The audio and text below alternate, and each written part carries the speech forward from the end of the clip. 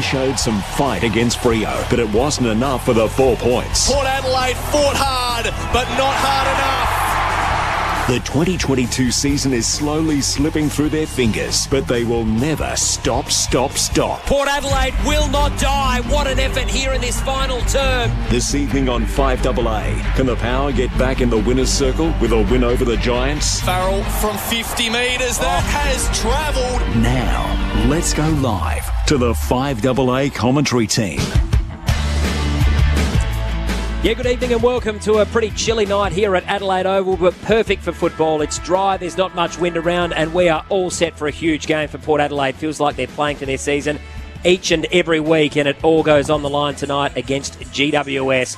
Crowd starting to build in nicely here at Adelaide Oval. Hopefully it thickens up a bit more in the next 10 or 15 minutes before the first bounce. As I welcome the co-commentators for tonight, David Wildy and Tim Ginniver.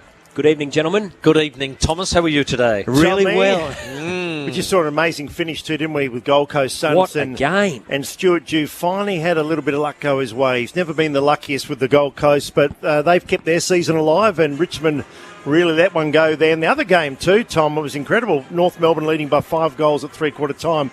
Just got overrun in time on in the last quarter. Would have been good for Port if North Melbourne obviously held on, not to be, but a couple of cracking games, Timmy. Well, the Gold Coast result actually does help Port. I think so. It gives Port more hope about, winning tonight and keeping their chances alive. Before the bounce, thanks to Urban Bathrooms and Kitchens, your home renovation experts.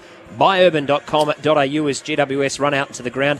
They've been a fascinating side this season. Change of coach, of course, and a lot of speculation now about Alistair Clarkson, but they seem a bit sharper since Mark McVeigh's taken over. More attacking. Yeah, I spoke to Phil Doves about that during the week. The difference since McVeigh took over, and he sort of said that it sort of just felt like there was a weight lifted off of everybody. Taking the brakes off, haven't they? It's felt really good. Tom, I don't know whether you did the game, but they were the best side I've seen here live this year. Giants against Adelaide Crows. Yep. Absolutely slaughtered them that day. Hammered them, didn't they? On a beautiful day, their skills were evident. And look, on their day, they can beat anybody.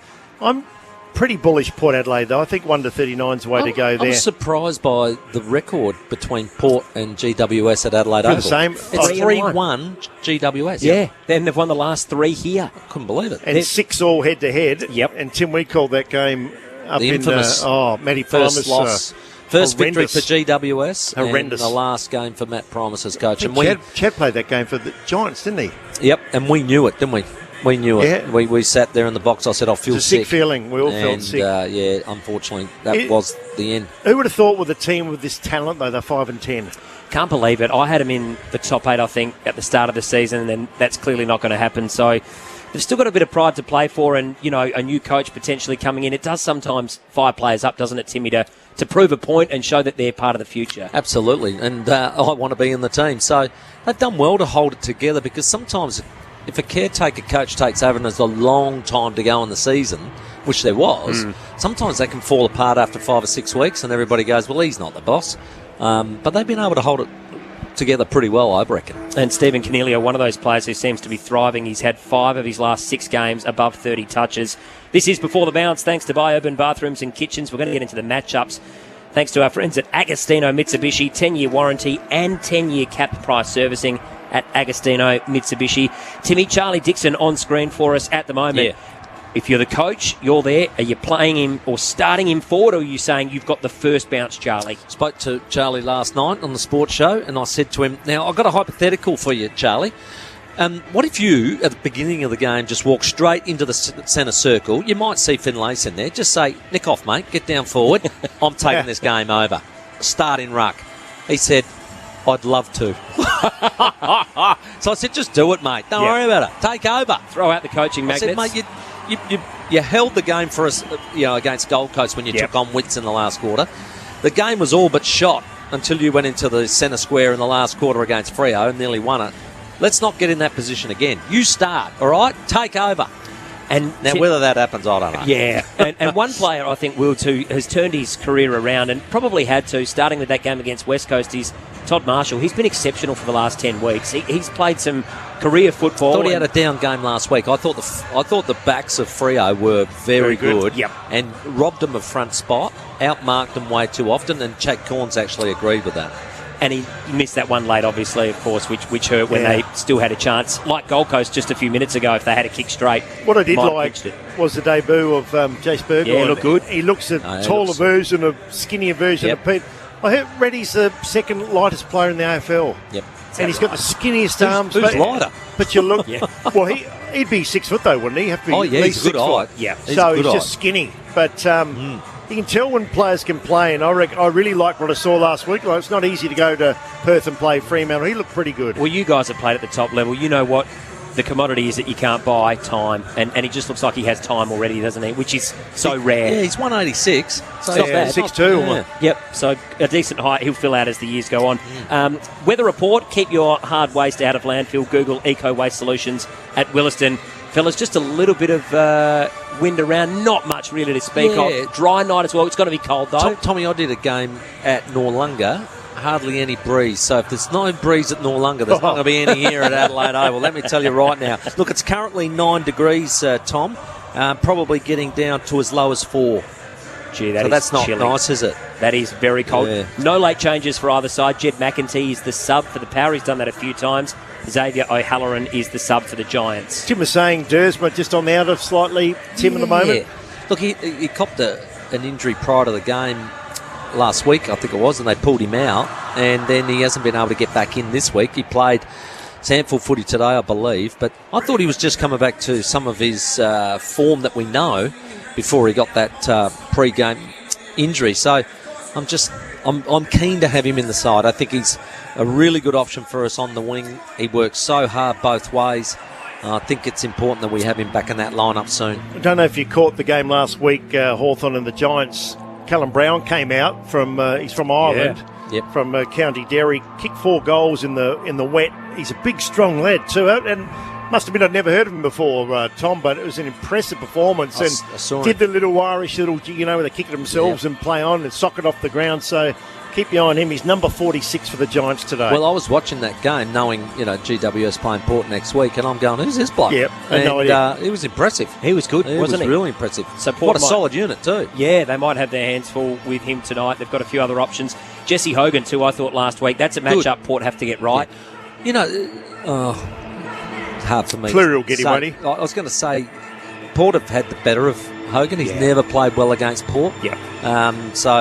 I'd like to think our matchups will be all right there. He had 8 marks last week in driving rain, so hopefully they can curb his influence on the game tonight. We're only about 5 minutes away from the opening bounce here, thanks to Biourban Bathrooms and Kitchens. Feeling confident, boys, about Port Adelaide? I'm reasonably bullish tonight. I think they're playing pretty well. Oh, they're playing for their life, though. Lose today, the season's gone. That's why I'm confident. And they've won their last 5 or 6 at home, so you'd think they'd beat the Giants, but it depends on what the orange jumpers come with today, Tim. If they come with their best, we know their best is very good. Well, that's right. They are very good. Again, the one thing I think I could see Port going okay is Charlie and Ruck versus a bit of an inexperienced ruckman. There's no Mumford or anything like that out there to worry about. So if he was able to do that, I think that would really...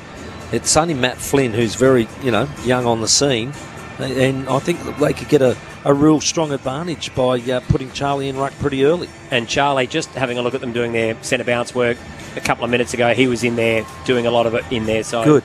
Looks like he will Might get get the me opening wish. bounce. Yeah, exactly. That'd right. be nice. Nice work, Timmy. That's what we like. Bit of And influence from the 7-time premiership man. Good to see Willem Drew finally get to 50. He's had his share of injuries, Tim. And also Lockie Ash for the Giants, both playing game number 50. He basically missed 2 years with his foot injury, and it was really sad because I was only talking today to Juliet Haslam, and her husband's Andrew Obst, and I was saying about how unselfish Obst was as a player and how he would just do smart little things like get in a pack and he would just sort of tunnel ball it out with his long arms. And Willem Drew does all that 1% of stuff. And it was my wife who said he is very much like Andy Obst with the unselfish 1% of play that he does. And it's a great compliment for Willem.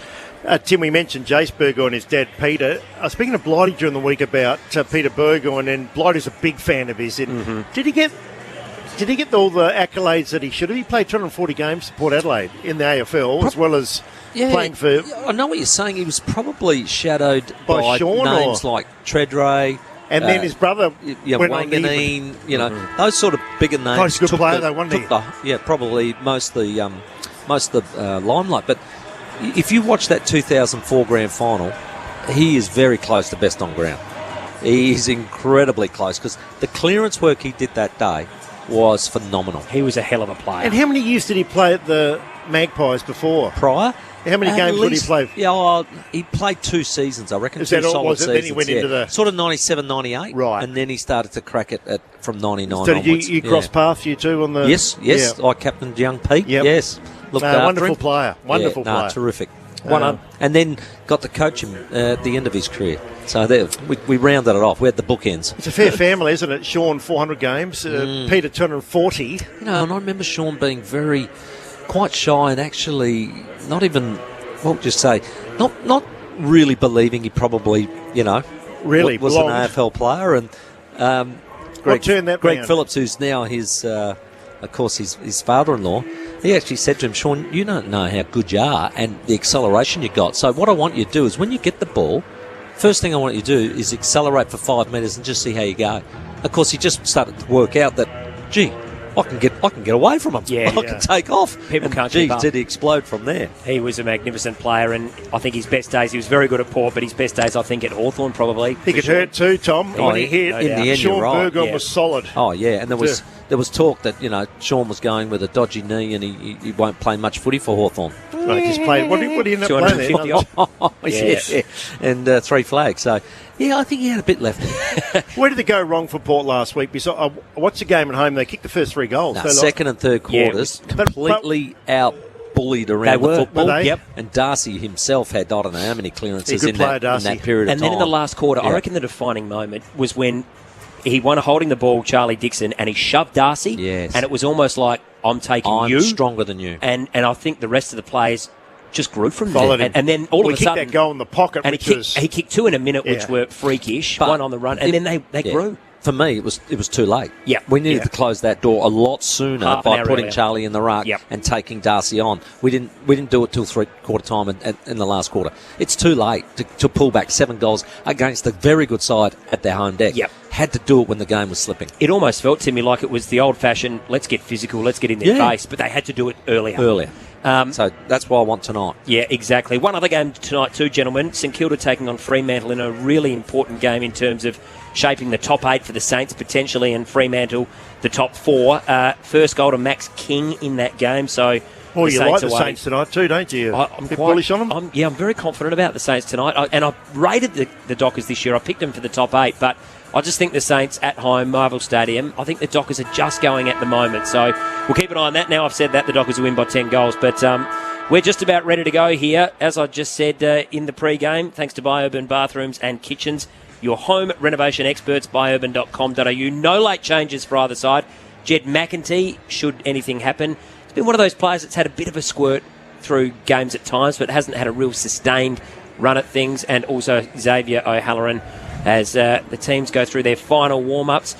Final prediction, Wilds, for you? Yeah, I think Port Adelaide by 2 or 3 goals, I would think. I think, although having said that, the conditions are probably the best we've had at night footy here, and we know this side with the orange jumpers, they've got a lot of talent, so nothing would surprise tonight, but I think Port. Timmy, Port as well? Yeah, look, I'm thinking Port Adelaide by 20 to 21 points. Really important, that middle rucking duel. I think that's going to have a real bearing on this game. And I'm going to go Port by about 4 goals as well. I've got 21 points, yeah. 21 points, yeah, nice. I'll go for a similar margin. I hope we're all singing from the same hymn book and the players are as well. We'll wait and see as the umpires and the players go through the formalities. Stephen Canelio and Tommy Jonas out there at the moment, just getting ready to go. Tommy Jonas, of course, playing with that sore knee last week, got through the game, which was great. Didn't look like anyone really I didn't see signalled anybody either way. point. Nobody gave a point either way. I saw nobody point. They looked at each other, they conversed, but they didn't let us I think know. you whispered it. Yeah, I've Yeah, got Southern yeah. in. Southern in. That's interesting because the great Greg Phillips taught me, if you want to go one direction, when the coin's in the Just air, go- just point point. and run. Yeah, Point what are they and going run. to do? What are they going to do? No. Yeah. That's it, turn your back and I did you're it to the done. Bombers one night. We played them in a trial game at Footy Park. I just took off and started pointed, and they said, "Hey," and the umpires just looked and said, "Oh well." That's what it is. That's what it is. Did you win the game? Yeah, we did. 1 by 10. Brilliant. Not far away. How good's this pre-game? We might just have a bit of a listen as we build up towards the first bounce. have junk laying around. It could be cash for scrap at Norm Metals. David Wildy will take you away on the back of the song.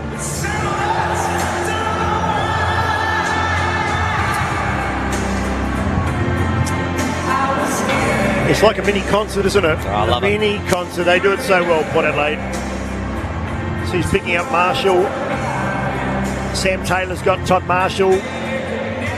Phil Davis, Charlie Dixon. So they match up pretty well with their bigs down back, the Giants. Massive game of footy. All thanks to Florio Milk, Tommy Wren, David Wildy, Tim Geneva. Umpire will hold the ball aloft. Crowd on the edge of their seats. A massive game for Port Adelaide. And Gold Coast did the right thing, knocking off Richmond in the last second. In fact, after the siren, Finlayson, first touch, a former Giant. Couldn't do much with it. Whitfield was in there. Canelio as well. Kelly, all the stars combined beautifully. Now they can come off the half-back flank. Kennedy did well. Run through the centre off the outside of the shoe. Not a great kick. Burn Jones all. You had to go. He didn't go, and Toby Green did. And Marks 55 out from goal. You don't watch Toby Green mark a ball, Darcy Byrne-Jones. Tim Geneva not happy with that. He did stop. Aaliyah came out, met it purposely. Hogan was good. George Artis covering a lot of ground, helping out the defence. Now Aaliyah, they share it around to aim on. A low ball back towards the centre. Boat pounces. Oh, over the top was good. Welcome back, Butters. Now to Giorgio, covering plenty of ground again. To Wines. This is good, Port Adelaide. They run through the centre. Now to Rosie. Rosie 60 out from goal. Beautiful kick, Dixon. Can he get there? Just missed him slowly. Dixon charges after it. Tries to get around Davis. Does get around Davis. Does the 1-2. Then the 3-4. And kicks straight the man. And every chance, Charlie. And Phil Davis picks it up and momentarily gets it out, or has it gone out of bounds? That was funny. Wow. That had everything in it. That was amazing. Highlight reel with Charlie Dixon just balking one way or the other, taking on Davis. Did it pretty well. And in the end, had his kick smothered. Fantastic stuff. Would have been goal of the year contender again. But didn't quite pull it off. It was a good smother by Cumming. Yeah, that was on the Dave Benson Caravan replay as Flynn just hacks it out of the danger zone, but it might be heading out of bounds on the full. Taranto, diving mark. I reckon he's just got there. Yes, he has. Give that a McGain Real Estate Mark of the Night contender. That was a beauty. Diving slips catch, and he comes in board. So, hot start to this game, which is good to see. As the Giants now look to work it around, and Phil Davis takes the mark inside defensive 50. Handball, a little bit hospital. Himmelberg's in trouble. That should be holding the ball. Great work by Marshall. Play on, said the umpire. Ball spills out. Butters goes over the top. Bad kick. He blazed away, and he kicks it out of bounds on the full. No score. Well, there's two opportunities Port Adelaide have blown, really, haven't they? Rosie not quite hitting the target with Dixon. Dixon getting his kick smothered, and then Butters just blasting. Yeah, Giants have coughed up a couple of Sam Taylor back towards Aaliyah. Nice mark, Aaliyah. And the Adelaide Oval Western Wing. Wonderful player in full flight, Aaliyah. Had his 100th game a couple of weeks ago. Now goes short to Burton. So Port have had all the chances, yet nothing on the scoreboard. A couple of gilt-edged chances. Burton has had a terrific year. Kicks to the hot spot. And a terrific mark too coming as that. Connor Rosie flew high, flew early, and I tell you what, he's got those fluorescent orangey pink boots. He'll go back, Tim, and you're back. We spoke about before the game, just he needs to kick a few more goals. Hasn't kicked that many this year, and we know he's a goal kicker, but he's playing predominantly in the midfield now. I'm not going to put the commentator's curse on him. He's been playing well, that's all I'm going to say. 10 goals, 8 for the year. Connor Rosie for the first goal for the night, and he likes it a lot. Goal to Port Adelaide. Very impressive start from the power. And they strike the first blow, and the Budget Khan truck rental first goal goes to Connor Rosie. Yeah, what I was going to say, but I didn't want to curse him, was that he's actually a really good set shot. He's got a nice routine. He doesn't get close to the man on the mark, and he kicks through the line of the football. So he proved those comments correct after the fact. And it was the goal that Port Adelaide has been probably peppering away for the last 3 minutes to get. So well done to Connor Rosie, and a good start for Port Adelaide. And as they go back to the middle, it looks like they've rotated Charlie Dixon into the ruck pretty quickly, so I'm pleased with that. See, they're playing Haynes on Aaliyah as a negating role. The defender has gone down under Well, that is Aaliyah. interesting. 5AA footy, thanks to Fleurieu Milk Company. And Rosie, that's now 6 straight games he's kicked at least 1 goal. Hopefully he kicks a couple more.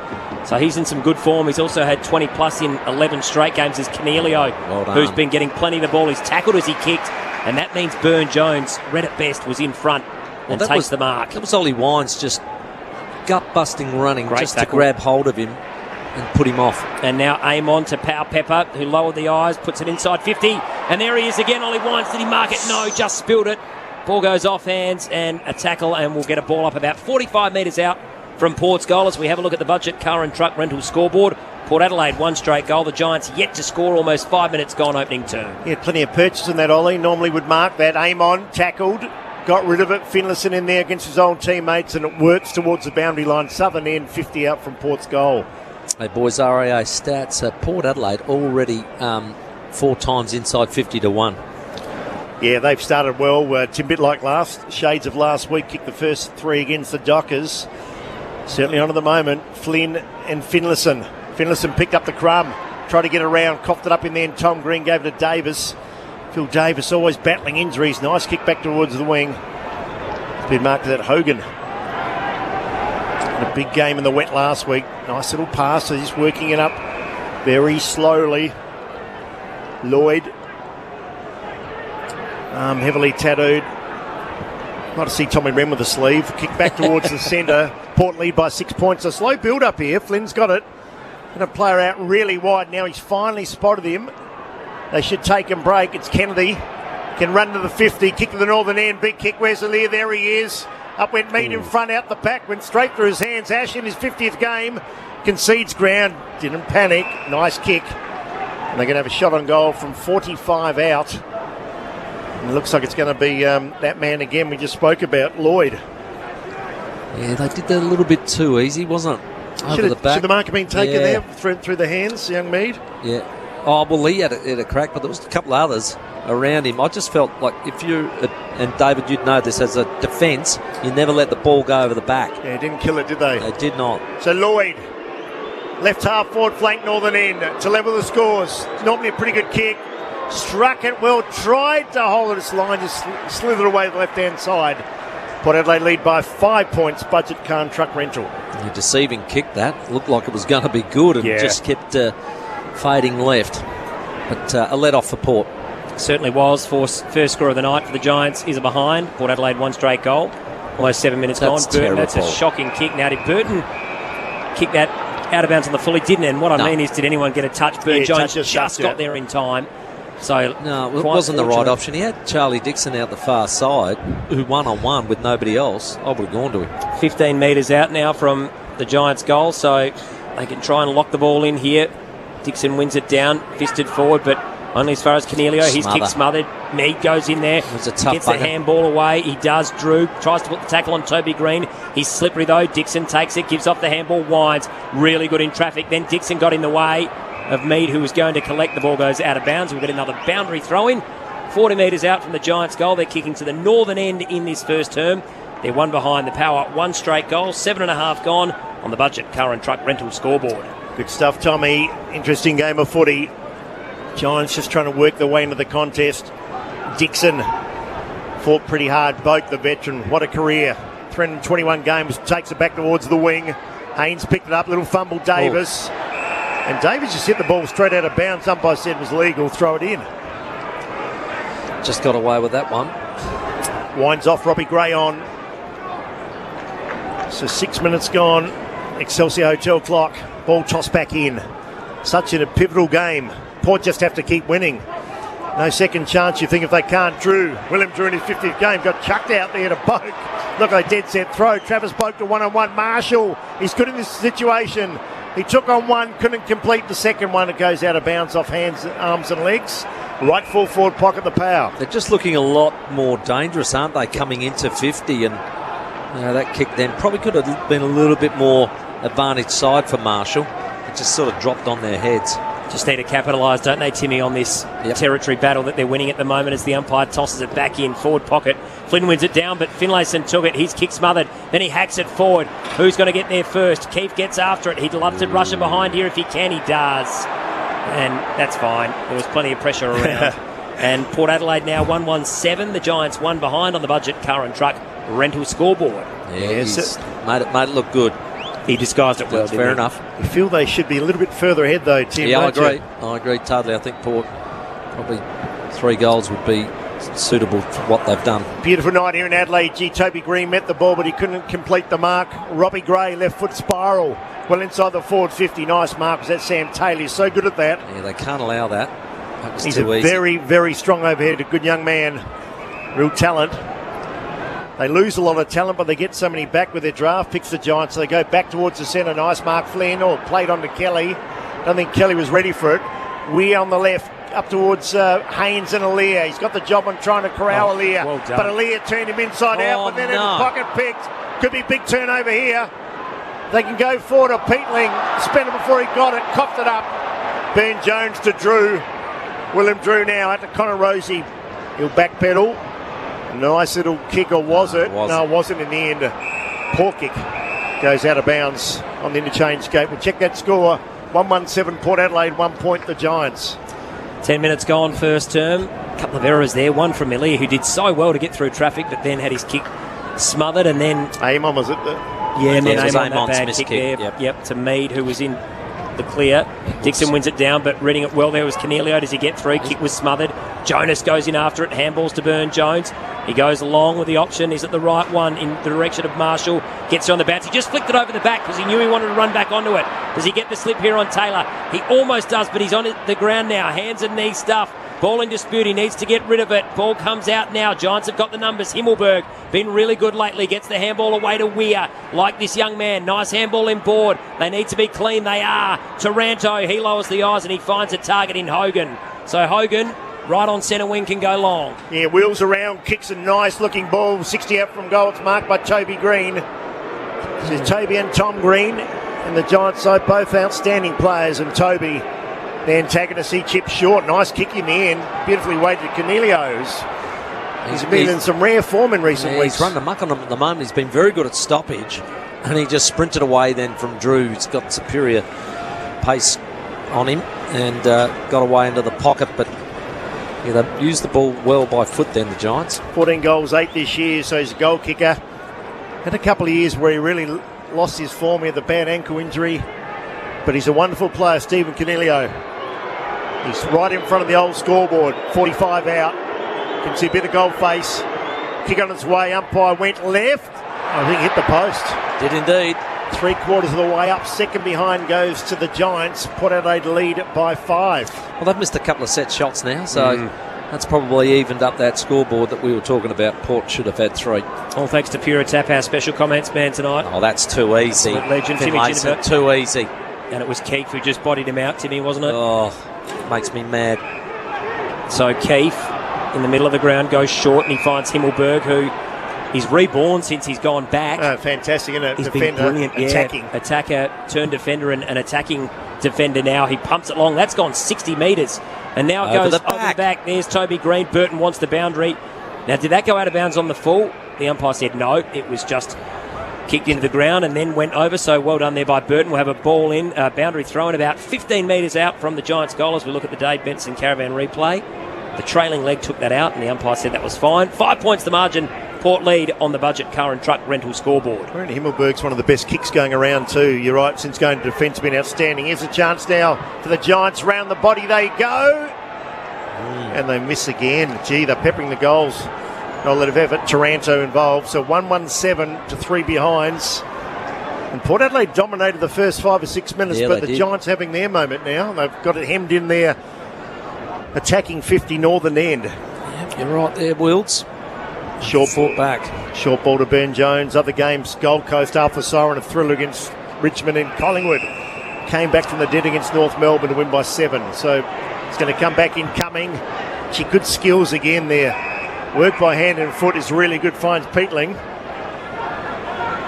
Doesn't waste any time. Aaliyah in the way. Can he take a mark? No, he can't. He's outmarked in the end. And it's Jesse Hogan. Oh, that's poor. He's in as good a career form, I reckon, he's been. Like, he's just outstanding. The What did he have last week, Tom? 22 possessions, 12 marks in the wet. Yeah, he was, and a couple of goals too in difficult conditions. Okay, so Port's defence has to wake up. There's been 2 long entries in that they've allowed to go over the back, and then this one comes in, and Hogan's able to take an easy mark without any competition. Not good enough. We know he can be hit and miss, but he's been hit a lot of time this year. Swings around on the right and snaps a goal. They like to hook it around the body these days, the big key forwards.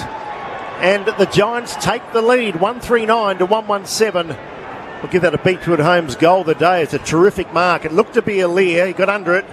And reading ball best was Jesse Hogan. Yeah, well, Port started well in clearances, but the Giants have fought back in it, and that's allowed them to get these inside 50 entries. They're up to 5 now to 7. And it's just been really disappointing, those 3 long balls, as I said, coming in. Defence not sharp and alert.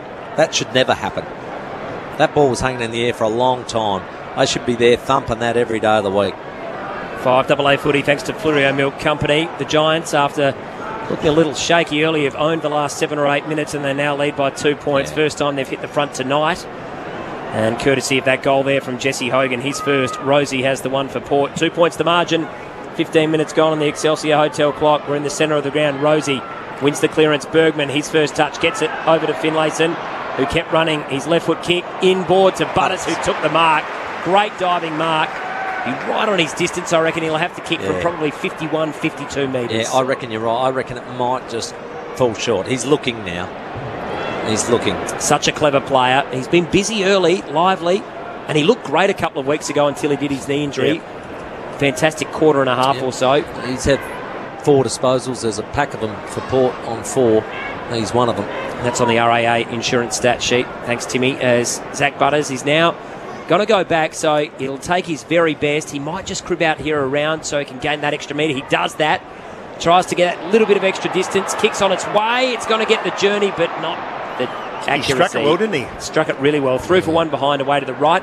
Port Adelaide 1-2-8, trailing the Giants 1-3-9 on the budget car and trucks rental scoreboard. That's the issue, though, having to run out there. That's where the ball goes. Yeah. Kick comes out towards Brown, as did the Irishman. Had a fantastic game last week. So good to see. Little short kick. He had to be pinpoint perfection. It was in the end, but Broom couldn't take the mark. Comes down to Weir. He's on the wing.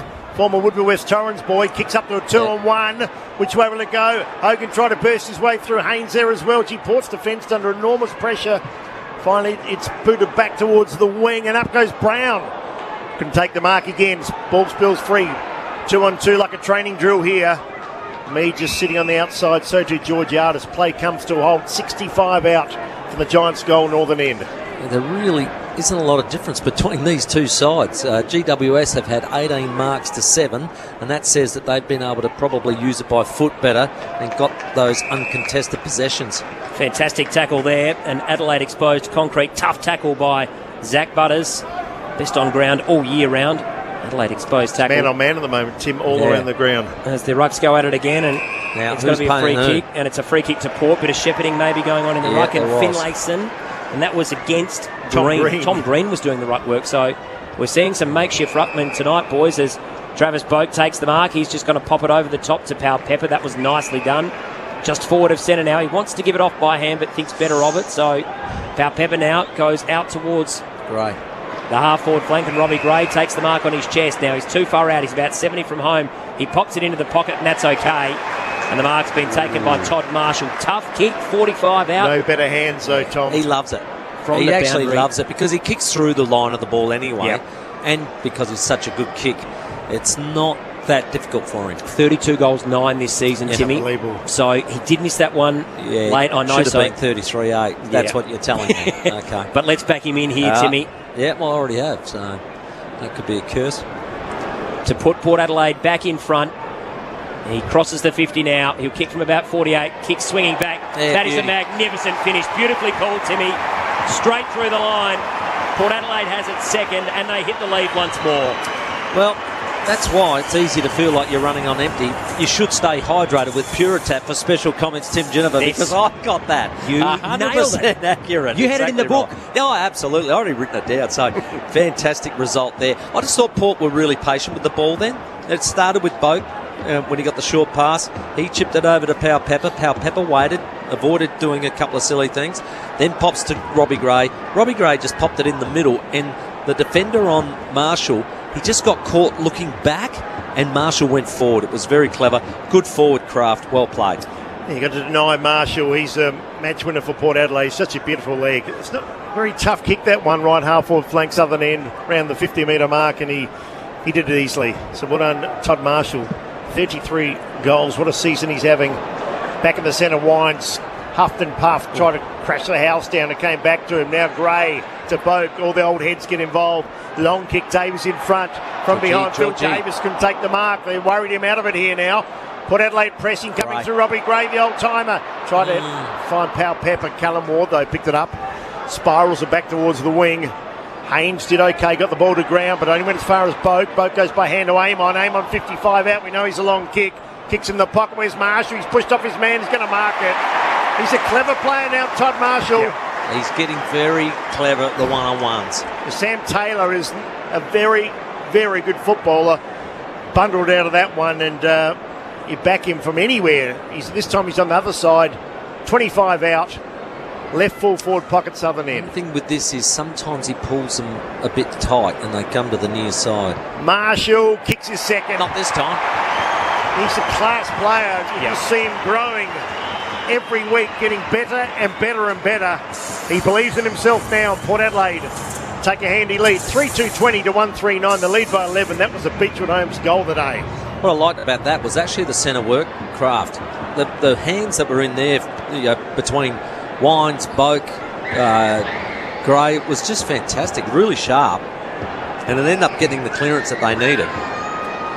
And then the kick, advantage side for Marshall was just outstanding, and he was always going to win that one-on-one battle. He's hard to beat like that, isn't he? Yeah. So tall. Georgiades very similar in that situation. Yeah, just knew when to push his man at the very last moment there, Todd Marshall. It was great craft by the forward, who has now kicked 34 goals for the season, easily his best in a year, and Ken Hinckley's faith and patience is paying off in spades. 21 minutes gone on the Budget Car and Truck Rental scoreboard. It's Port by 11 points. It's Flynn this time, taking it easily out of the middle. Canelio's kicked his partly smothered, still goes inside 50. Cleary meets it, has to wear the tackle. Gave it off to Rosie, to Amon, to Bergman. Good stuff by Port. Now Tommy Jonas over the top. Boak.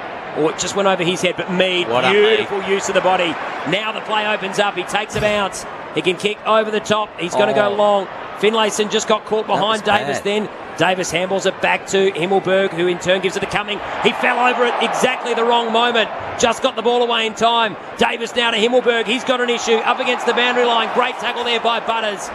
He finds the boundary line, much to his relief, and the ball will be thrown in 40 metres out from Port Adelaide's goal.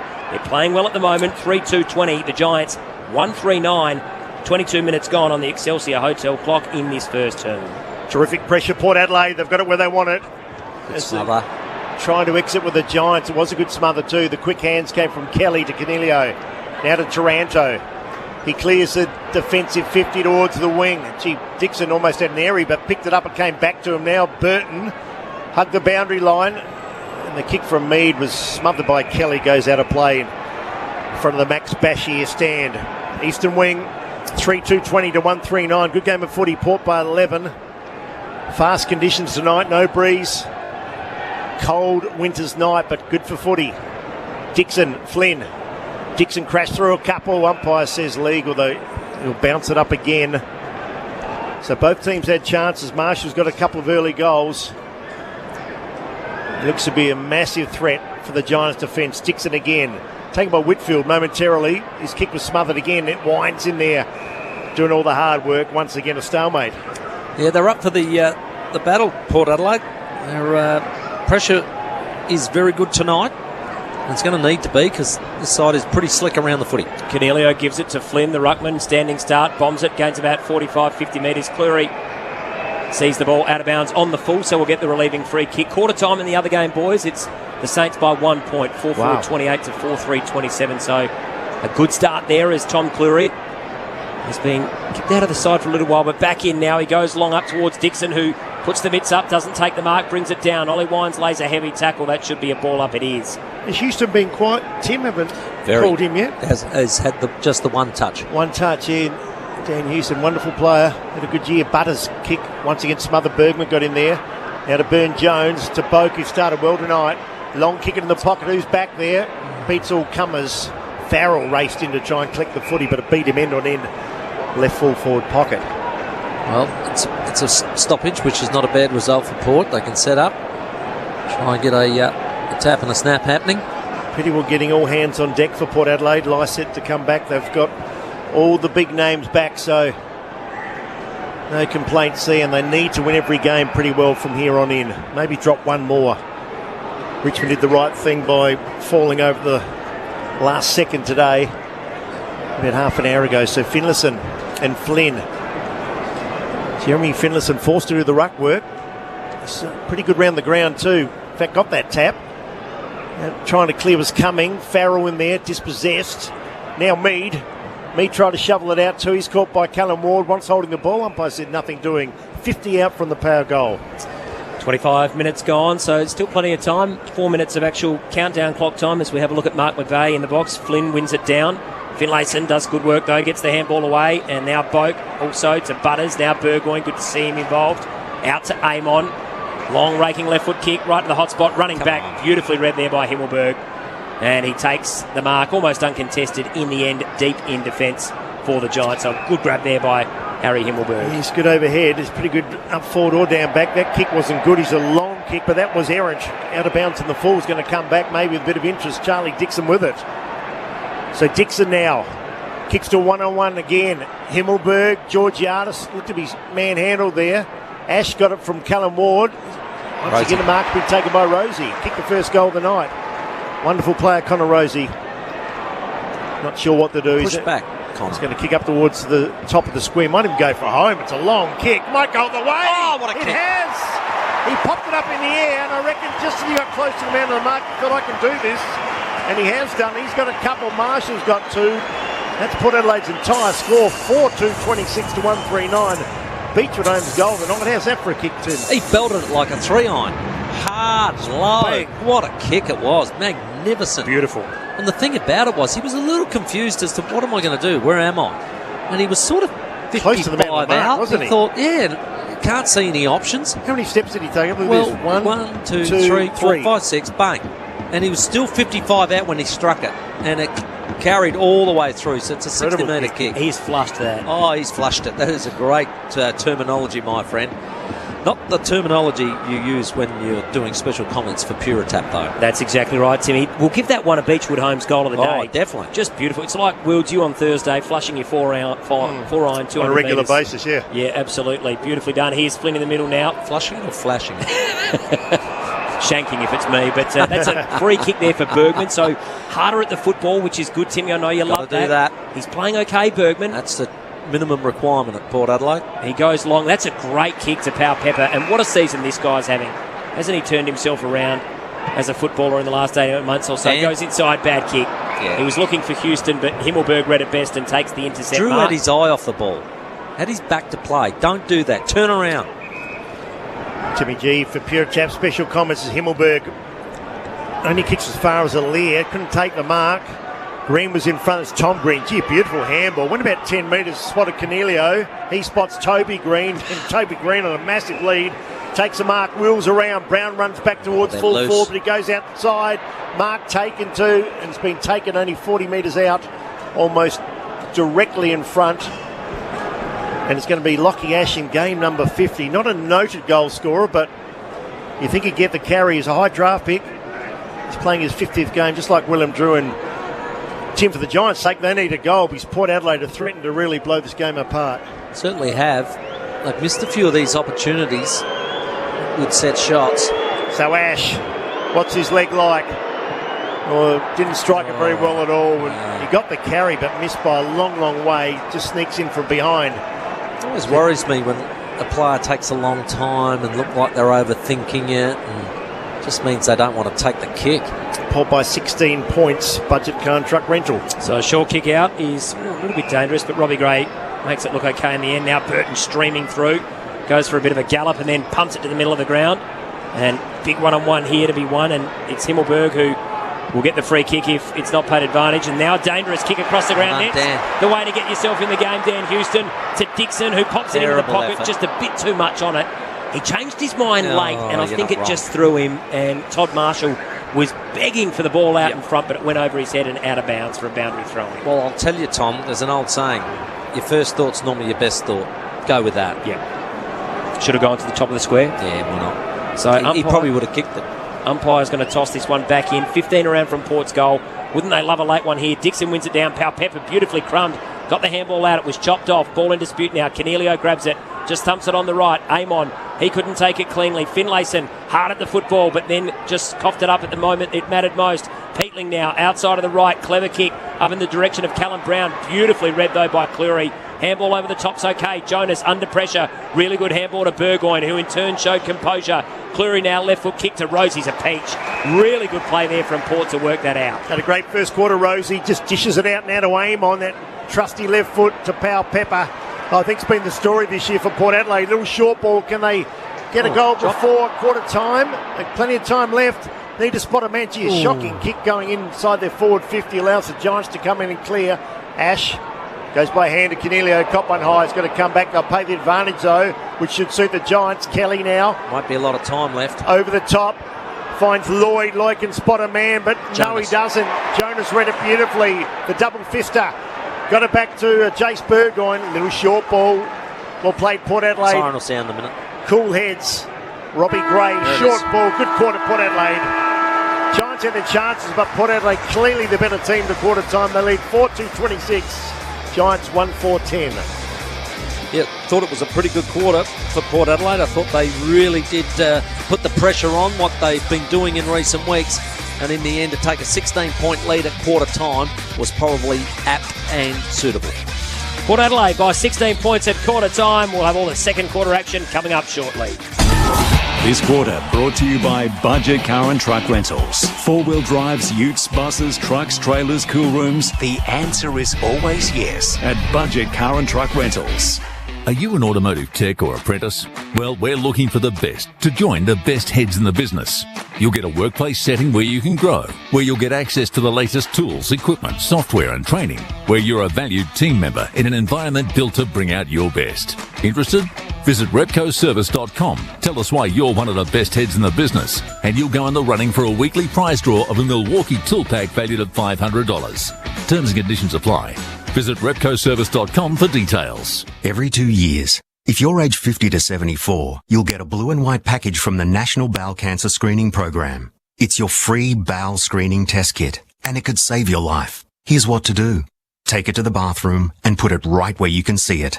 Not in a drawer, but on the bench top or on the toilet seat or in the middle of the floor. So the next time you have to go, you'll remember to use it. Please don't put off the chance to save your life. Get to it. Visit bowelcancer.org.au for more information. Oh, a good mark to Wilson. He plays on at full pace and kicks a beauty to Thomas. Thomas gives off to Harris. Harris closes in on 50, but wait, he's tackled by Smith. Or is it Williams? Williams scrabbles for the ball, kicks it to a guy in blue, who kicks it to some other guy in blue. Now some tall bloke has the ball. He kicks it to an even taller bloke. Kick, handball, kick. Don't miss the best bits. You won't miss a moment if you drink Wise. Proudly brought to you by Drinkwise. Hi, I'm Matthew Kelly from Goldsborough Financial Services. Looking into aged care options for a loved one can be stressful and confusing. There are important financial decisions to be made, and understanding the costs involved is a real comfort for families. We believe that getting the right advice at the right time can make a real difference. We've been helping South Australians with aged care advice for over 25 years, and we're here for you too, should you need us. Goldsborough, for all your tomorrows. Goldsborough Financial Services, AFSL number 225330. Get the garden you want at Garden Grove. Wander through Garden Grove's beautiful nursery, blooming with thousands and thousands of plants, greenery, and all the colours of the rainbow. There are plants for inside and plants for out. For the garden you want, see Garden Grove. Golden Grove Road, Golden Grove. Garden Grove, that's the garden. Garden Grove, that's the garden. Garden Grove, the garden that I want. Phone 8251 1111 for delivery to all areas.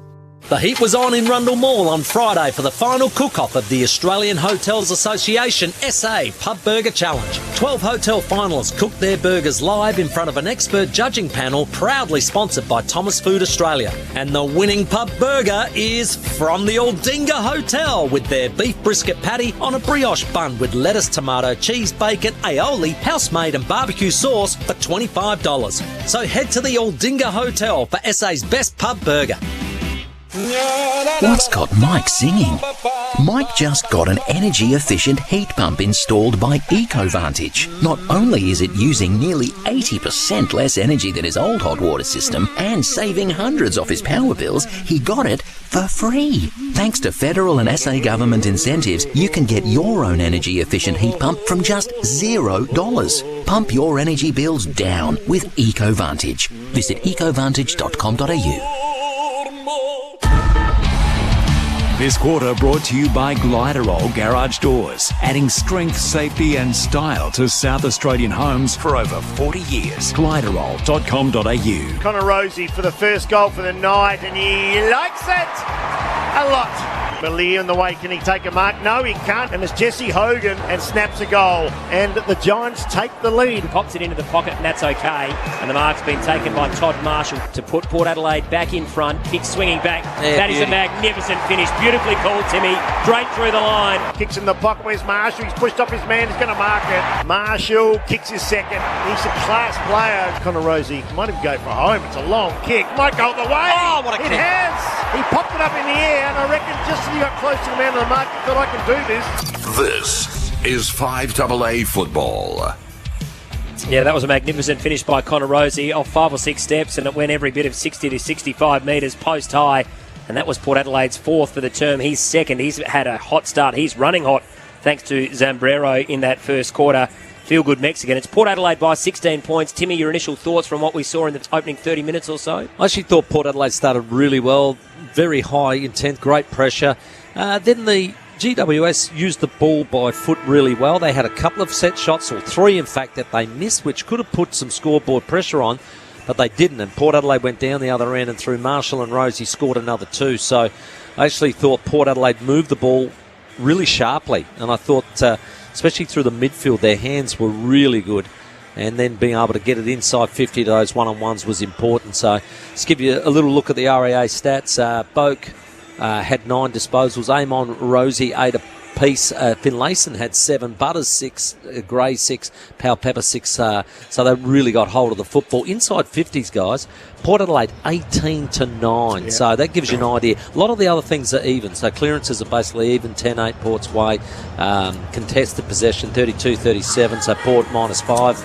But most things are pretty close, and including disposals, only 10 in Port's way. But I must admit that I thought Port Adelaide, the way they used it was obviously far better, and that showed in that inside 50 stats. For RAA, insure with the locals today. Let's hope they can keep it going. 5AA footy thanks to Flurio Milk Company. South Australian and proud of it. David Wilder to take us away in the second term. Yeah, good stuff, Tommy. Love their milk. Flurio, unbelievable company. 4-2, 26 to 1, 4-10. They're sharp tonight, Port Adelaide. Conditions really good on a cold, clear night here in Adelaide. Saturday night, Winter's Day. Jonas came out, bounced off his chest, though. Toby Green picked up the crumb, tried to find Haynes, but Aaliyah pounced. Then they pounced on him. Coming through again, Cleary got upended. Goes to ground, 40 out from the Giants' goal, going to the city end or southern end here. Wind not a factor. Umpire just throws it up. Finlayson. Jace Burgoyne in there. Like the looks of this young lad. Looks to be a player. Great pedigree, great heritage. He jumps on about 3, once holding the ball. Umpire allowed it to go on, but somehow extracted by the Giants. Whitfield, we know his class. Tried to spot a man. But in the end, it was good. Houston. Yeah, Dan Houston with had a quiet first quarter. He did, but that shaved head, hopefully it's sharpened him up as he's getting cooler. I thought he had the Michael Jackson glove on there, Tim, too, as he goes out wide. He does. Kennedy, Georgiadis, tried to claim the market, come off about 4 pairs of hands, and unfortunately for Mitch, they don't pay those marks. I don't think I've seen a glove since the great Warren Gary Treadray. Yeah, he used to rock the glove, didn't he? He loved it. As the Giants here look to win it, but ball socket forward there by Amon. Gains about 50 metres in the end by the time it runs out. It's full measure as Kennedy picks up, though, has plenty of time. Handballs it back to Cornelio, who gives it off, and now the left foot kick up the line. Burgoyne has to go, but Flynn in front, just too big. Takes the mark. He wheels around the big fella. And he kicks to a 1-on-2. Port have the 2, and that wins out there. Cleary takes the mark. Terrific grab. Good blocking as well by Houston in front, allowed him to take it, and he plays on quickly, and he finds the target there in Butters on defensive 50. Himmelberg came in late. Crowd wanted 50, but the umpire said nothing doing there. So Zach Butters now just forced to pause and wait for an option. Might have to go long. That's exactly what he does. Just pitches one up towards centre wing. Now was Dixon shoved in the back. He was, and he'll get the free kick just on the defensive side of centre wing. Yeah, Phil Davis trying to plead his case. Umpires don't change their mind. Butters again. He's been busy. Good to see him back on the side. Finds Houston. Houston now just starting to warm up. He's on the wing on the western side. Little short ball was okay. And 3 to choose from. Farrell won the raffle. We know what his leg's like. Back to Houston. So Dashing Dan can go forward. What was the kick like? In the end, it wasn't too bad. It's surrounded by orange jumpers. Davis went back to Kelly. Umpire's seen a free kick. Now he waves the advantage. 2-on-3. Port Adelaide had a numerical advantage there, but it comes down towards Rosie. Got collared. Jonas put his head down. Shoulder the wheel. Went hard. They tackle him. Adelaide exposed. Tough tackle there. And well done both teams. Neutral ball, 26 plays 10. It's a margin of 16 to Port Adelaide. Connor Rosie, he's running hot for Zambrero, 9 touches. Oh, he's a good player, isn't he? Yeah, been very good so far. Couple of goals. He's been excellent. 5AA footy thanks to Flurio Milk Company. No change to the quarter time score. 16 points in favour of Port. Taranto's handball, a little bit blind to no one in particular, but Flynn picks it up now. Gives it off to Cornelio, who thumps it long. Courage needs to be shown here. Ball comes out. Burne-Jones is there, but the Giants are away again. Taylor now pops it up inside 50, running back there, Burgoyne. He's got Peatling with him. Oh, he just spent it before he ended, but he gets it again. Well done, young man. Gives it to Amon. He can come out laterally. He does so. Great kick. And he finds that man who is running hot for Zambrero, Connor Rosie, and he in turn going short to Sam Powell-Pepper. Jace Burgoyne is very good in those one-on-ones. He beat Walters last week in a one-on-one in a really crucial time in the last quarter. So it takes a lot of poise to be able to do that. Getting a few left footers in their side now. Finlayson and Carl Amon and Farrell, and they can all kick. There's Burgoyne on cue. He looks to be a player. Geez, a skinny little boy, but he'll grow up. Smart kick. He's got a birthday next week. Turns 19, so the ball comes back to Aaliyah. Aaliyah now goes laterally. So it goes from the centre of the ground to the western wing. Cleary's been good. Another short ball to Houston. Starting to find it. That's a nice kick to Farrell. Should go away here. He can look at the northern goal. We know he can kick. We know he can finish. And he's done exactly that. We could see that coming from a mile off as soon as it found his hands. 55, no problem. It's a magnificent kick. Execution perfect. And Port Adelaide on song tonight. 5-2-32 to 1-4-10. Running up for Zambrero. That was a Beechwood Homes goal tonight. Oh, totally agree with you there. I thought Connor Rosie's was pretty special early, and this one, it was just beautifully set up by Port Adelaide. Again, out the far side, the defence worked well together. I thought Jace Burgoyne linked up a couple of times through that, and then Leah was smart enough to get at Cleary. Cleary's kick, the little jab to Houston was magnificent, and then Houston, with his brilliant vision, saw Farrell out wide, and there's guaranteed if he's anywhere near the 50-metre paintwork, that ball's going through. I mean, they found a player in Burgoyne. I know it's in early days, but you can sense he knows what it's all about. And like Tim said, he's got that confidence and that belief that he can get it done. 5AA footy thanks to Flurio Milk Company. Port Adelaide by 22. In the middle of the ground, just slap forward there by Port. Dixon can go off the ground. He had a fresh airy. He wants a mulligan. There's Drew. He picks it up. That's better. Gets about 25-30 metres. Gray crumbed it. Ran into some friendly fire. Then just fisted it forward. Boak did really well. Bought himself some time. And then he kicked short and he found Farrell. Umpire said play on. I thought he controlled it, but the umpire said he dropped it like you said, Timmy. Now he goes back after it. Lays a heavy tackle. Crowd don't like it. We'll have a look at the Dave Benson. Davis. He runs into a double-ended tackle. Rosie and Georgiades. Umpire still crying out ball. And the crowd want it, but the umpire says no. We'll get a ball up 25 metres out here from Port Adelaide's goal. Let's have a look at the Dave Benson Caravans replay. I'm not worried about the tackle. I'm worried about the drop mark. Yeah, Farrell should have had 2 in a minute. It was just, I think he just relaxed on it right at the last minute. So chance gone begging for Port Adelaide, but they hold the whip hand. Willem Drew trying to crash his way through, took 3 to get him down. Jacob Weir was one of those. Impressive start by Port Adelaide, 5-2 to 1-4. They look the goods. Bounce down again, Finlayson had his pocket pick. Comes out to Kelly, what a player he is. Tom Green got pushed off the ball and kicks it out of bounds on the full, or was it already out? Already out. It will be thrown in. Gallida grass door scoreboard, one-sided, Port Adelaide. We'll check that St Kilda Freo game. That's a bit close. We'll get that from you shortly, Tommy, but I can do it for you if you it was want. close at quarter time, we know that. Just waiting for the rucks to go to Dixon. Just pushed off his man in Flynn and did pretty well. Pushed off and then went further. Now to Bergman. He'd love a goal. He's just about gone all the way. It has! Oh, Big wow. off break! Unbelievable! The Giants defender tried to smother the ball but had a turn at right angle. There's a bit of Angus Monfries there. And Port Adelaide, Tim, they are irresistible. 6-2 to 1-4, and they are building on their lead. Just peppering away, aren't they? They're coming at them, and eventually it's going to come down. So Charlie Dixon in ruck is very important. He just takes it out of the contest, gives it off to Bergman, who snapped it around his body. Didn't quite get the distance, but he got the bounce. It got the bounce. That was the big thing. And this is the difference I'm talking about with Charlie Dixon in ruck. This is what can happen. And again, the ball went into the goal square and bounced underneath the defender's arms and stayed low and got Bergman a very unusual goal, but a terrific one. Congratulations to him. Definitely a Beechwood Homes goal today. Guys, it's St Kilda by 8 points, and there's about 7 minutes left in the first half. Great work, Timmy. We're back in the middle again here as the power starting to get a hold now. Boat just dribbles a kick forward now. Gray lays a heavy tackle, getting a squirt through the middle. The Giants, though, work it out through hands. Nicely done. Josh Kelly been playing okay, averaging 28 touches this season. He's got plenty of time. Goes long now up the line. Aaliyah in a one-on-one. Geez, good. Does that a lot, doesn't he? He's sensational. So strong. What Just a recruit he's been. Pushed his opponent off. He's been paid a free kick. Oh, that's disgusting. Well, that's disgusting. David Wildy, get out there and tell him that's a ridiculous free kick. I agree wholeheartedly. I mean, he played the defensive role there perfectly, didn't he? Now the kick up to the hot spot. Giants need a goal because they're getting smashed at the moment. Farrell came in. They came in at him too. Big tackle at him. Thrown like a rag doll. That ball will be thrown up 40 out. I cannot believe that. I have to see the Dave Benson Caravans replay. That is unbelievably disgraceful, that decision. No, I think we're all on the same page there, singing from the same hymn book. Oh, great fist by Pepper. Ball slips out now to Amon. Will he be at Port next year? Who knows? Kicks a kick towards Georgiades, who's been a pretty quiet player at the moment. They want 50. Goes by hand back to Amon. Runs the boundary line. Nice kick. Finds Finlayson. Yeah, just the 3 handballs for RAA for Georgiades. Make that maybe 3-1. Port Adelaide by 28 points. He's a good player though.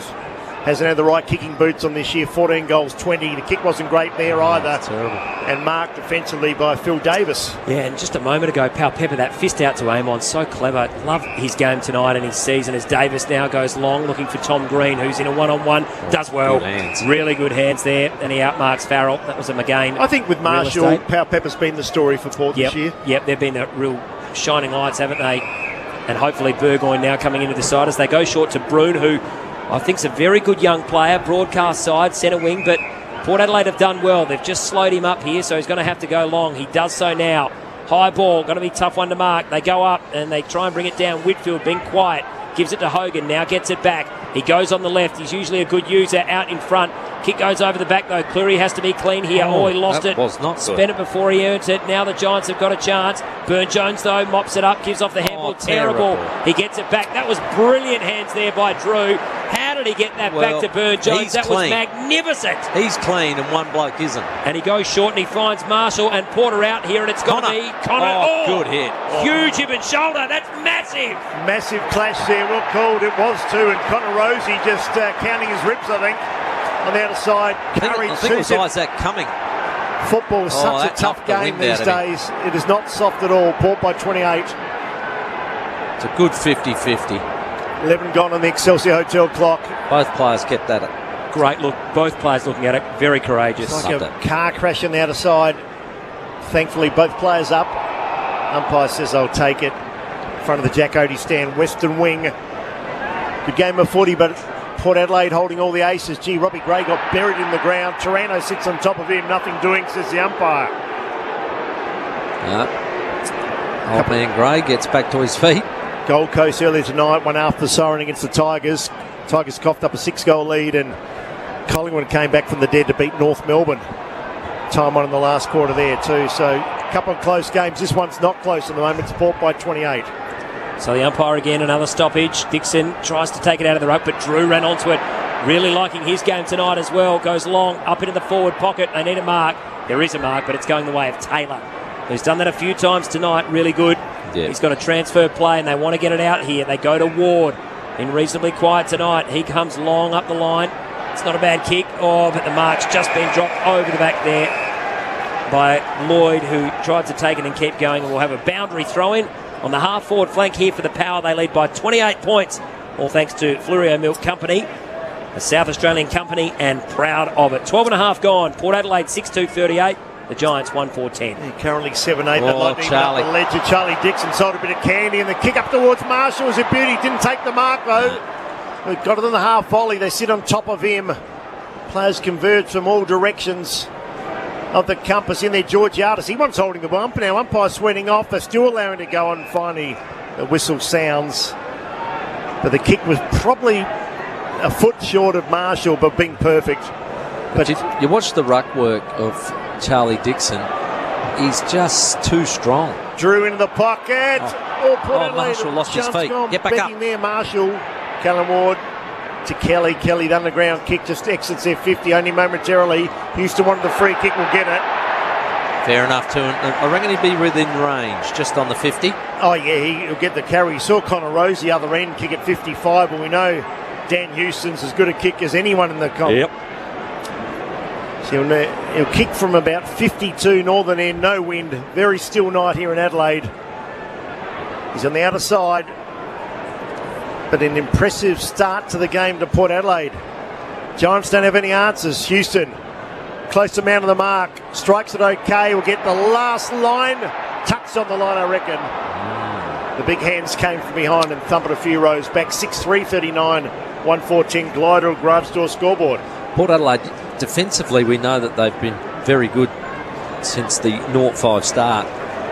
They normally hold teams down to about 65 points, so at the moment they're well on track. Long kick comes out again. And Taranto takes the mark on his chest, so that was better there from the Giants, just clearing that offensive 50. And Taranto now, good to see him back in the side after a year dogged by injury really. He comes up the line, and that one's going to work out okay as well. So Peatling, I think. A couple of marks, and Peatling here, who's on that outer side wing, just forward of it, and not his best connection there. High up and under. Alia's got prime position, and he takes the mark uncontested. So well done, Alia. I mean, he's the one man you want to man up, surely, Tim. Yeah, that was bad, and he goes short now, and he finds Burton. So just having to chip the ball around. He's been good tonight. Alia was a bit unlucky with that one-on-one that was paid a free Timmy, but it's disgraceful. He's reading the ball well, which is good, as Burton now comes longer up the line, wanting a mark, but going up there. Burgoyne outstanding. He just swiveled and got out of it brilliantly, gave off the handball, and now the kick to Dixon. Mark that down in the highlights. Jace Burgoyne, not many players in the competition can do that, and he just did. Port now coming up the line, and the mark's been taken by Wines. Jace Burgoyne is a son of a gun, no doubt about that, as Port go forward again. Taylor tried to read the footy, comes to ground. Kennedy in there, they're under pressure. Every time Port go forward, Powell Pepper once holding the man. Umpire just flapping his arms like a duck. Yeah, look, I didn't mind it. I thought that they actually did the right thing, the umpire. It was a 50-50. Yeah, let it go. But I'm just watching the Dave Bench and Caravans replay of Burgoyne. He snatches the ball in front of an opponent and then pirouettes out, spins around backwards. Unbelievable. It was like, you see me now? Yeah. See me then? He's trying to pinch it. No, you don't. Pinching a bit of cheese, wasn't he? He got it before anyone else could. Fantastic effort. Exciting stuff. Butters. Or handball straight to Himmelberg. Under pressure again, though. Broon wasn't aware. No awareness. Adelaide exposed. Concrete tough tackle. It's going to go to William Drew. Game 50 goes back to Farrell. Not even he can get that carry, but he's got Powell Pepper all on his own. Got time to set up a tent if he wants to, but he's 45 out. Northern end. And he'll probably wheel around Tim and have a crack. Yeah, he's obviously better at setting up tents than I am, because that would take me a lot longer, David. I've never ever mastered it. In fact, I've never tried. And I probably won't. Tommy doesn't mind camping, though. So, Sam Powell-Pepper, we know 14-14 this year, Tim. He's been fantastic. So he's 1 for 1. Entertaining. He's 8 disposals so far, thanks to RAA. I call him the barometer. Oh, He'd love a goal. Out wide. Slides out wide. Right. The Giants will try and hem it in if they can. Marshall goes back door. Can he find a man? Oh, Lear's come in and marked. This will bring the house down. Todd Marshall, cool as a cucumber. Elias come off his line. He's marked 40 out directly in front. Well, when all that was happening in the forward pocket, when the missed kick from Powell-Pepper came in, all the defenders pressed right up. They were really quite high. And so much so that when that loose ball came from Marshall, which was intelligent, Lear couldn't believe his luck. Has not scored this year, only 5 career goals. You hear a roar for kicks this. Lear. Mr. Barmile. You hear a groan as he misses to the right. 40 plays 10, but the Giants have not added to their score for a long, long while. Port Adelaide leading by 30. No, they haven't scored this quarter. No. Wild, so they are really struggling at the moment. Port want to just press this right home. They've got the foot on the throat. Let's see if they can really jam it home as Himmelberg now runs out and then kicks it long up towards Brown, who can't take the mark, and now he's tackled. He's got a problem. Will the umpire call this dragging in? He's stalking. He says, I'll have it please on the half-forward flank here for the Power. We've gone 18 minutes in this second term. Port Adelaide leading by 5 straight goals on the Gliderol Garage Doors scoreboard. They go up. Tom Green does it again, and the ball's going to go out of play. And we'll get another boundary throw in. 11-6 inside 50s this term, boys, for RAA. Nick Haynes a very good defender, but he can't defend Lear. I think they're wasting him down there. Get someone that perhaps can be more dangerous. Lear's an outstanding game so far. Tom Green throws on the boot. Now here it comes towards Lear and Haynes. Oh, he pushed him out then. Actually grabbed him. Maybe that was a free kick. That one was worse. Yeah, but nothing doing as Ollie Wines now runs the wing on the beautiful Adelaide Oval. Now to Boak. Slider hand to Burn-Jones. Good stuff, Port Adelaide. They work it on the boundary line. Powell-Pepper, little short ball. Too good. Farrell. Really good stuff. Farrell's got it. We know he can kick, but Powell-Pepper, perhaps in days gone by, would have blasted towards goal, but he lowered the eyes, Tim, and hit his man on the chest. No, it's spot on. I thought Ollie Wines being smart, just drawing the players. Boakey's handball back to Wines was really clever.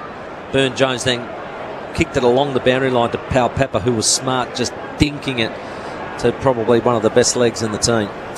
Yeah, Kane Farrell to kick 9 goals, 5. He knows a beautiful kick, and look at that, it holds its line, swings in again. He's got a couple, Marshall's got a couple, Rosie's got a couple, and Port Adelaide certainly kicking away in style. 7-4, 46 to 1-4, 10. They lead by 6 goals on the Gliderol Garage Door scoreboard. Yeah, Port Adelaide are running hot for Zambrero, the feel-good Mexican. They have really turned it on this quarter. Their pressure was great in the first term, but now they're just really skipping away.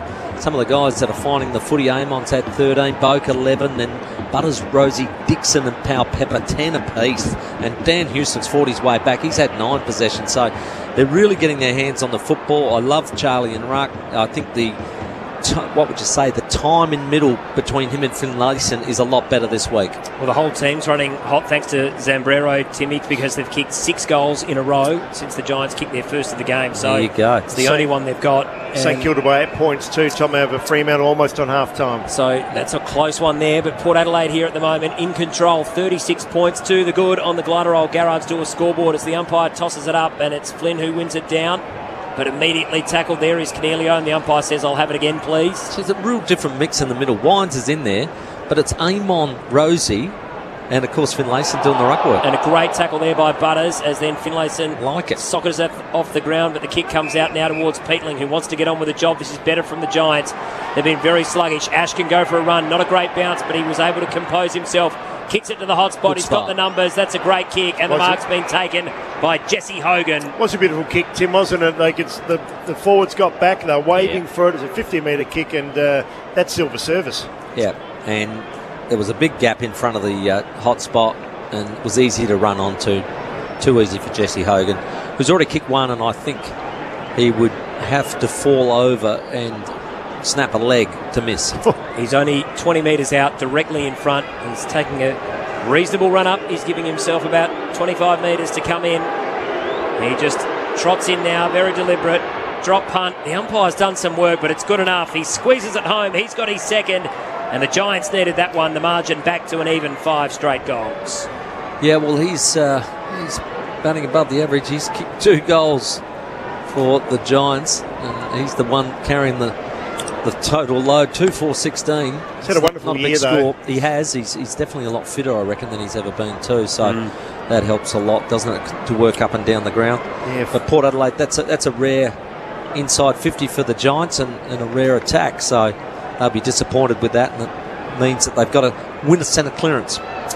214 career goals, 8th year, senior level, number 1 draft pick many years ago for Melbourne. It's been a Fremantle as well, so much travelled football, but finally finding some nice form. 46-16, they needed that badly, and they need another couple, the Giants, as we approach half-time. A beautiful night for footy. Finlayson, it's Toby Green just having a squirt in the middle. Pressure, Rosie. Come out towards Ash, who waited for Houston to come and gather the footy. Sees part of for Butters.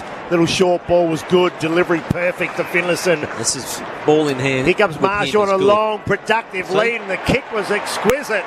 And Marshall, not breaking stride, will kick from 45 out directly in front. Once it got back to Finlayson, I knew he knows where a forward wants it. He's so smart. He is a beautiful kick. And that into the path of Marshall. You couldn't stop that. Well, he's another one of these left footers that can turn you inside out. He's got a nice leg on him, Jeremy Finlayson.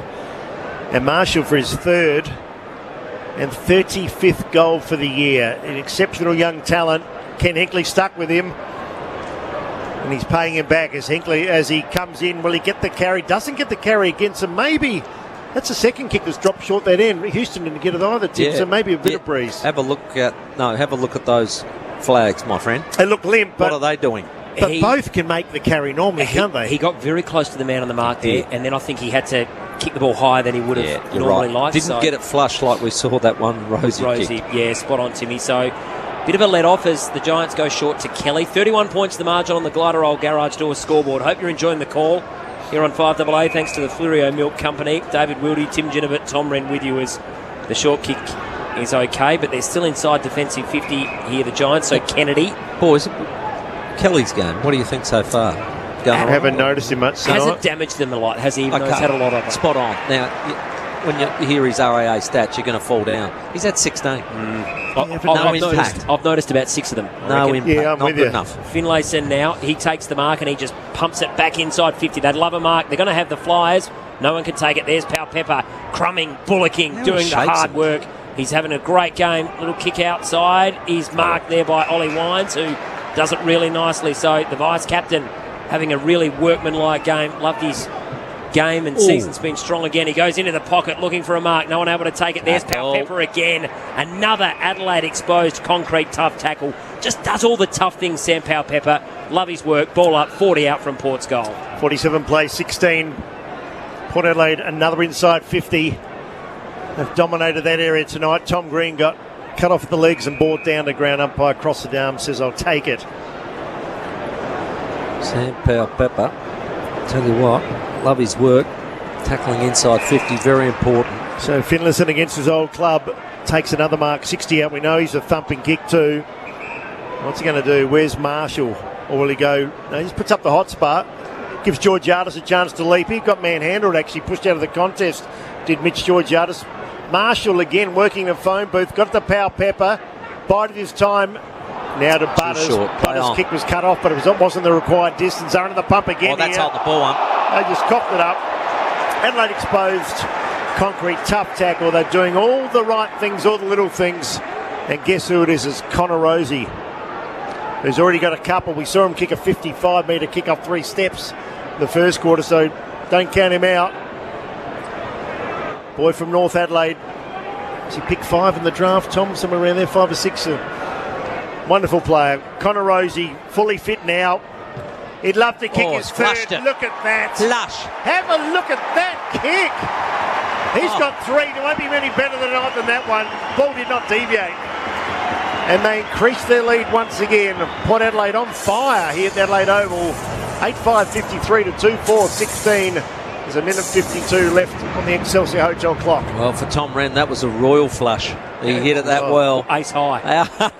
Ace high, without a doubt. In hearts. Magnificent, and hearts. That was a fantastic kick. This kid is on fire. He has just grown and grown and grown in stature and confidence since going into the middle of the ground permanently. Hasn't he? Which is just enormous and, probably 18 months overdue. But I really felt we'd see a fight. I didn't miss that, Timmy. No. We'll see a fight tonight, but they're just too good at the moment. They're playing beautifully. And Wildew bang on as well, pick number 5. And I think probably 3 months ago we were starting to wonder, has his progress stalled? But hasn't We'd had that foot injury too. Hasn't he exploded the last 3 months? Yeah. He is to be in there, and he's doing great things for Port Adelaide. And he's hurting them on the scoreboard tonight too, Timmy. As Port again, Finlayson has grown into this game beautifully, and he's bounced off his man. Great handball, Drew. Here they go. Let's see if they can do it again. Bergman, he lowers the eyes, inside 50. Pau Pepper, he can't take the mark, but he's there to crumb it as well. Ash is under pressure. Pau Pepper's like a battering ram. Going in there now is Rosie again. Oh, Picked that's up a by sling Cumming. tackle. Does the umpire Yes. say it's a sling? He does. Thank you. It's going to knock him out. Well, there's a bit of push and shove going on now. They're not happy with that. Well, it's Rosie's teammates. Just ridiculous. Tackle came from Isaac Cumming as we have a look at the Dave Benson Caravan replay, Timmy. Yeah. He knows he's light, so he picks him up and slams him into the turf. Tim, I reckon we saw him kick 5 in Brisbane. We called the game. Is they that lost his the career game. high? Yeah. Yep. So he's on track. First season that one was before. Well, he's flashing it well, as you like to say, Tom. Exactly. Distance won't be a problem, Timmy. He'll kick from 45 degree angle. Crowd will tell the story. No. He's missed it skinny. Just, but enough. The crowd will tell the story. That was silent. Yeah, it was, wasn't it? Silent. They're off to an absolute flyer here, Port Adelaide. Great first half of football. We've loved it. They move along to 8-6-54. The Giants 2-4-16. That's on the Glider Old Garage Door scoreboard very late in this first half. Yeah, I think fans around Australia are just seeing Port Adelaide flex a bit of muscle. Burn Jones pushed off his man, did not waste any time. They're playing on everywhere. Aim on. Did well. Finlayson's been everywhere. That time he found one of his former teammates. This time it's Weir at centre-half back. Young lad from Woodville, West Torrens. Had to bide his time to get his chance, but he's played the last few games and he's a very good distributor of the footy. They don't have any answers at the moment. Phil Davis with the footy looked up and all he could see was black and white jumpers. Kicks along the wing. Brown came in for the Giants. Bergman did very well. Drew got involved. Jonas. Now they backpedal through Amon. Little sidestep. Sort of bit of candy, then works it up towards half forward. Davis in front, Marshall behind. Siren sounds. Terrific quarter. Terrific half for Port Adelaide. 8-6-54 to 2-4. And Tim, that's a pretty healthy margin. 54 plays 16. Total domination, Port Adelaide second quarter. The pressure went up another notch. I thought the evenness between Finlayson and Dixon in the middle was excellent, but Port Adelaide in each third of the ground just playing magnificent football, exciting stuff. And Connor Rosie on fire for Zambrero. He's been magnificent. 3 first half goals to him. 4 goals to 1 in the first term for Port. 4 goals to 1 in the second. The overall result is a 38-point margin in favour of the Power. Can they back it up? Well, we'll dissect the first half next. Don't go away. You're listening to 5AA Football. This quarter brought to you by Gliderol Garage Doors, adding strength, safety and style to South Australian homes for over 40 years. Gliderol.com.au. This is 5AA Football. Bendix General CT brake pads are the everyday braking solution, with stealth advanced technology for smoother, quieter, more comfortable driving. Blue titanium stripe technology eliminates the bedding in process, while noise-absorbing shims reduce vibration and noise. For improved stopping performance, low dust, low rotor wear and enhanced durability, ask for Bendix General CT brake pads at your next service. Bendix. Put your foot down with confidence. Want to kick further, run faster, jump higher, or lift heavier? Then you need INC today. INC Sports Nutrition is trusted by athletes as it's banned substance tested and Informed Sports certified, so you can be confident with what you're using to fuel your body. INC Sports Nutrition. Powering tomorrow today. Available at Chemist Warehouse now for a great price. Chemist Warehouse. Great savings every day. Elder abuse. 2 words we should never see together. ARIS, Aged Rights Advocacy Service, offers a free, confidential and culturally safe service for older people experiencing abuse. It may be physical, psychological, sexual or neglect, restriction of social activities or pressure to lend money. It may come from family, friends, even carers. There's no excuse for abuse. See it, stop it, prevent it. Google ARIS, ARAS, supporting the rights of older people. ARIS is funded by the Australian Government. G'day, Tom Wren here. Greyhounds love to run, and Greyhound fans love Thursday nights at Angle Park. For top greyhound racing, a great family atmosphere and the amazing food, Chase's Restaurant is offering a full a la carte menu to ensure you have a fantastic night out. Chips, wedges, through to classics like burgers, fish and chips, schnitties and steaks. Yum! Grab the whole family and get to the park to watch those dogs go. Every Thursday night at Angle Park Greyhounds. If you want to build a new home, something that reflects you and your lifestyle, then you really need to speak with Beechwood Homes. And just so you know, they won't try and sell you a house plan. In fact, there's no house plans until you tell them what you want. So go for it. Start thinking of all the possibilities or get in touch with Beechwood Homes for a few thought starters. Life's good. It's even better in a Beechwood home. Google Beechwood Adelaide. A lot of shopping centres are the same.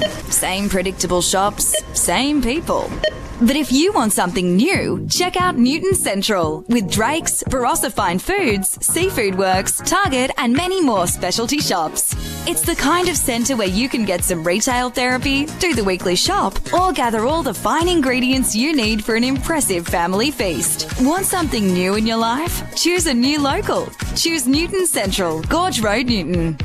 If it's near the water, away from hustle and bustle, with stunning sunsets, it's gotta be the Lighthouse Wharf Hotel, an iconic Barreau hotel in the heart of the port. Call in for $10.90 lunches Monday to Friday. Yep, $10.90 lunches. And make sure you take a look at the newly renovated gaming room with a host of new machines that accept notes, plus barista-made coffee and soft drinks. So do lunch from the $10.90 menu at the Lighthouse Wharf Hotel. You just know it's a Barreau hotel. Gamble responsibly.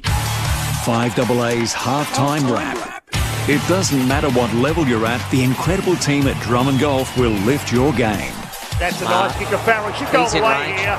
He can look at the northern goal. We know he can kick. We know he can finish. And he's done exactly that. Down to Bergman. He'd love a goal. It's just about gone away. It has. The big break. Unbelievable. Kane Farrell. He knows a beautiful kick. And he look at that. It holds its line. Swings in again. He's got a couple. Port Adelaide certainly kicking away. Connor Rosie. He'd love to kick his third. Look at that. Flush. Have a look at that kick. He's got three. There won't be many better than that one. This is 5AA football. Yeah, it certainly is, and we are into our halftime wrap now, and it is Port Adelaide by 38 points, all thanks to Drummond Golf. What a great first half it was from Port Adelaide as well. 8 goals 6 to 2 goals 4. They lead by 38 points. Goal kickers, Rosie has 3, Marshall has 2, Farrell also has 2, and Miles Bergman the other one. Just the one goal kicker for the Giants at this stage of play. It is Jesse Hogan with a couple of goals. But Port Adelaide, the crowd looking pretty happy at the moment, as they should be. And all thanks to Drummond Golf Wilds. It was a really dominant performance there from Port. Yeah, it was, Tom, and a very even performance when you look at going through the lineup. Amon leads all comers for Port Adelaide with 15. Butters, 14. Finlayson's had a really good game. I've enjoyed it against his old club. Had 6 inside 50, says Jeremy Finlayson. Rosie, outstanding game, 12 possessions, 3 goals, 1. Pau Pepper, we know, just bullocks his way through the game. He's had 12. Boak 11, Houston 10 after a slow start. Dixon's had 10 possessions as well. 4 inside 50s, and there's a host of 9s and 8s for the Giants. Josh Kelly, Tim Jennifer said, had we noticed him, we hadn't really noticed him, but we know he's a class player. He's had it 17 times, going at 76% efficiency. Canelio 15, Himmelberg 13, Tom Green 11, and Lockie Ash 11. But all in all, I think it's been a really one-sided performance. Port Adelaide dominating inside 50. They're dominating all the key stats, and to be honest, I've been a bit disappointed with the Giants, but having said that, the pressure from Port's been outstanding. Been magnificent, hasn't it? And they've been really good around the centre clearance. I mean, Charlie Dixon, he's been great, and Jeremy Finlayson had a fantastic final 15 minutes in that second term, but Connor Rosie, he is just playing some kind of game at the moment, isn't he? 12 touches. I know it's not that many, but it's what he does with them, and 3 goals. He's hurting them the other way in a big way. Well, if he continues like that, it's 24 and 6 goals, isn't it? So that's a that's a fair game. I still think Port Adelaide are better with Charlie not being in the goal square. Todd Marshall looks so dangerous. Yep. And he's got a bit of room to move. And they're a bit more unpredictable up forward without Dixon there. I think it's good if he still goes down there every now Charlie and then. can go there, but but Todd Marshall's game's gone in leaps and bounds without Charlie there. And Charlie's doing some good things in the ruck. Really good. So it's really good stuff. And he's just a big, Wilts, he's a big boy, isn't he? So he makes those other players around him feel that little bit taller and stronger because of what he brings from a physical presence. We'll get to the rising star of the day thanks to Leader Computers. Criteria, generally, it has to be a first-year player. I reckon Jace Burgoyne, I know he didn't get a lot of it, but a couple of things he did, just so clever. Yeah, 6 times, didn't he? 6 touches, and that little pirouette where he had traffic coming the other way, got it, spun out of trouble, just the awareness, Wilds, to then get it and give the handball. Him or Mead, probably the only 2 that qualified. But I like what I see there, no doubt about that. The big one, really, the player of the day, it's so even, thanks to Chanel as your local market. Chanel is your local market, the best and fresh. It's a way of life. I know you've been there many, many times, but love it. I think it's. I think you touched on it. Rosie's been good. I've loved the game of Jeremy Finlayson. Lear down back, he's sort of cut him off a few times there, but almost a case of all played well. Wasn't Farrell's kicked a couple of nice goals. Todd Marshall's kicked a couple of nice goals, and I do love the energy that Powell Pepper provides. And once again, he's been in the thick of things. Yeah, he's been magnificent. Our player of the day, thanks to Chanel, your local market, best and fresh. It's a way of life, and our rising star, thanks to Leader Computers, Australia's largest owned PC manufacturer, based right here in Adelaide.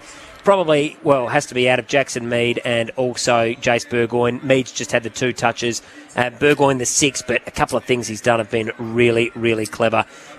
Giants, if they're going to get back into it, they're going to have to be a bit harder around the contest, but hard to see them getting back at the moment. I can't see it. They seem to have run out of ideas going forward. They've had a pretty good 6 weeks of football, very offensive. Tonight they've kicked 2 goals, Tom. 2 goals, and we spoke about that result before the game. Had Richmond won, and Collingwood makes it even tougher for Port Adelaide, but that's tightened up the ladder. So Port can only be a game and percentage behind the Tigers, where 2 games might have been a bridge too far. They've got Melbourne, no Clayton Oliver next week, and Melbourne aren't exactly setting the world on fire. That game's in Alice Springs. Port could win that one. Levels things up in a big way. Gives Port at least a fighting chance, I think. Now, they were beaten up here when we called the game earlier in the season. They had a crack, but that was when they were in the midst of their 5-game losing streak. But you're right, Wilds, at the moment, Richmond sitting inside the top 8 with 9 wins. Pretty healthy percentage of 116.4. But St Kilda currently 8 points up against Fremantle at half-time. If they win, they will go ahead because they'll go to 10 wins and will jump inside. So it's that tight at the moment. And Port, if they can win, will have their 8th win of the season. As you say, just keeps them there with a flicker of hope. They're going to have to win a lot of games coming home, though. Well, I said they've got all hands on deck. I mean, they've got a very healthy list now. Even Lysette coming back from a long-term injury. So there's no excuse now. They had a wretched run early. Where they had 6 or 7 players out, and you can't win like that. But they've got their men back, and even McKenzie drops out. Cleary comes straight back in. They've got a few likes for like, and I love the way Marshall's going about it. What I do like, I reckon they're getting better kicking around the ground. When you've got the likes of Burton, Houston, the right footers, and the left footers, Vaimon and Farrell and Finlayson, they're suddenly getting a few, and Connor Rosie's an elite league as well, getting a few really nice kicks. And I love it when Butters and Rosie are around the football because they just make smart decisions, Wilds. They've got to change in direction that not many players, you just can't teach it, and it buys them time and makes them a bit more unpredictable moving forward. So you're right, I think they're really good. And just going back to those sides that are in contention for the top 8, I watched the Bulldogs closely last night. I think they're shot.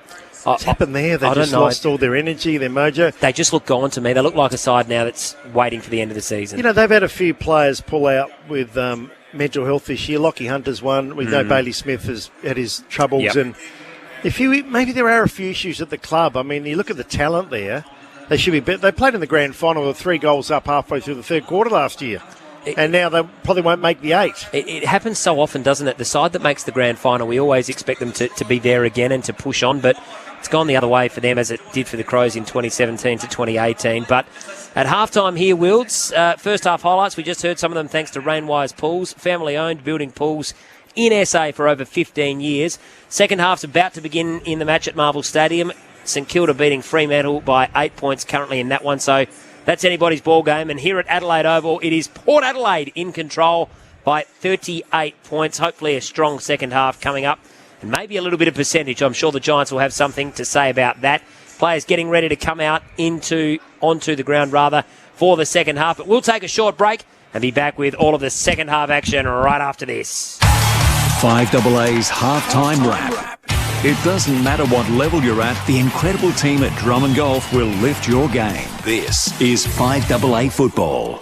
Peter Shearer Menswear is the brand with the brands and will always price match on identical items. But most of all, our staff are helpful, honest and understand all body shapes are unique. petershearer.com.au. Peter Shearer Menswear, always ahead of the game. Moving house? Use the team that's easy and affordable. Budget Car and Truck Rental. SA family owned and operated, 20 locations across SA, plus the largest variety of vehicles for hire. Whatever your household size, you're kicking goals from small cars to courier vans and furniture removal vans. And you only need your car licence. Winning. Move your possessions the smart way with Budget Car and Truck Rental. Call Budget now on 13 27 27.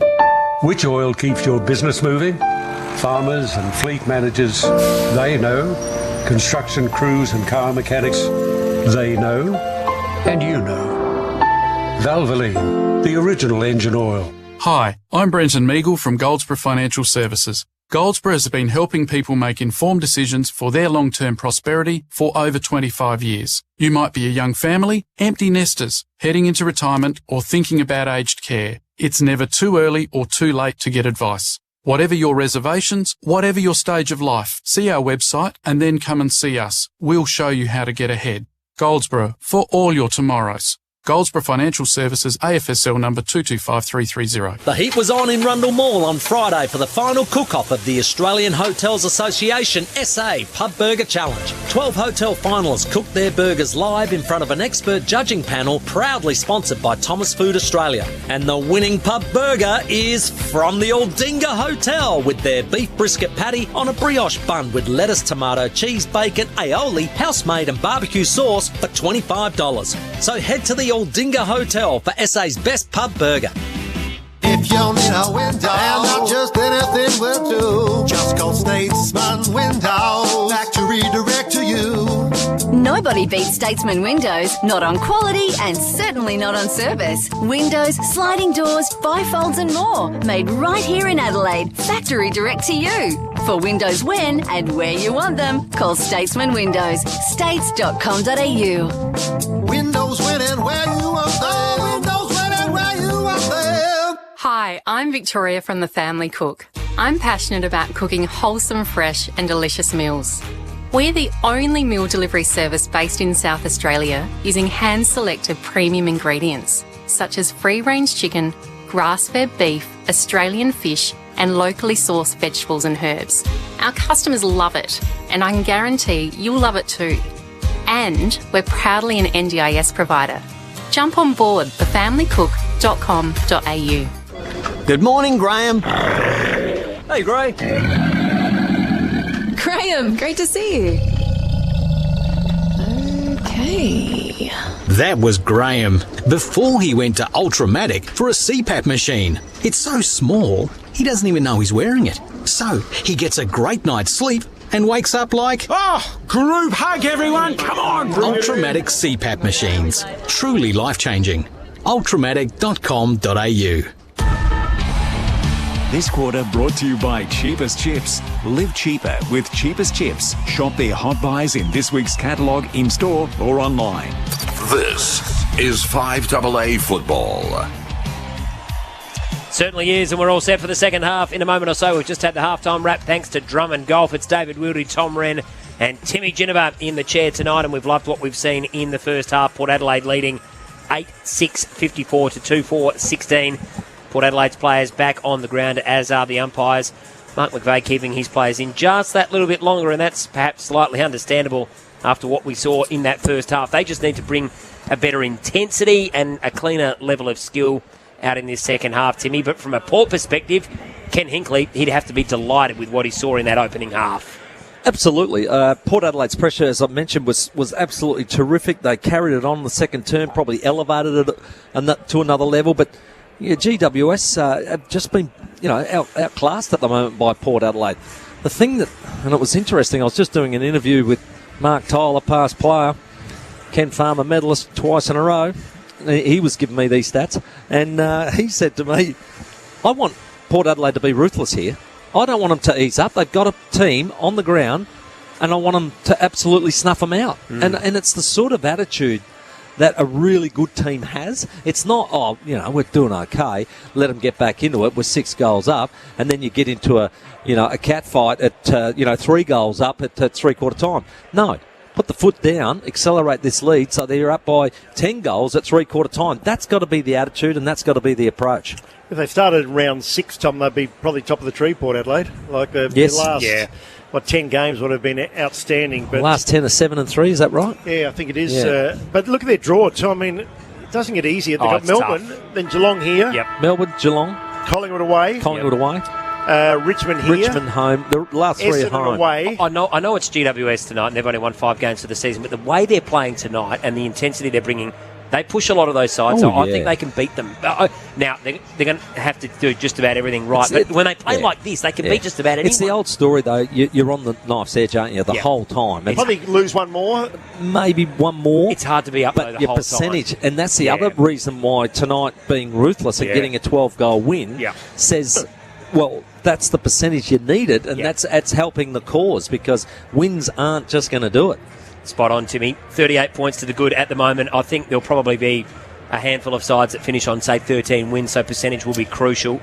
As we get ready for the second half here between these two sides. Port Adelaide currently leading by 38 points. We'll just check the score for the other game between St Kilda and Fremantle. Started just that 5 minutes earlier, so they're back out there, and the Dockers have kicked the opening couple of goals, so they've now hit the front and lead by 5 points against the Saints.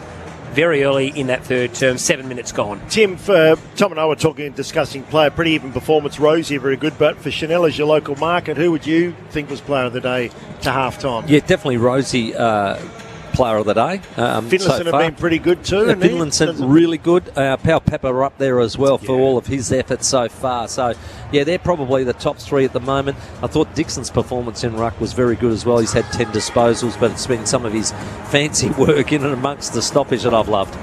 Very good judge of football and character. That's Tim Ginniver.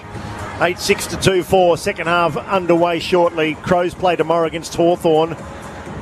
Give the Crows a big chance tomorrow, Tom. I don't have to be. Hawthorn have got a lot of players out. It's a big opportunity. A real chance. So hopefully they get back on the winners list. 8-6, 54 to 2-4, 16 here. A margin of 38.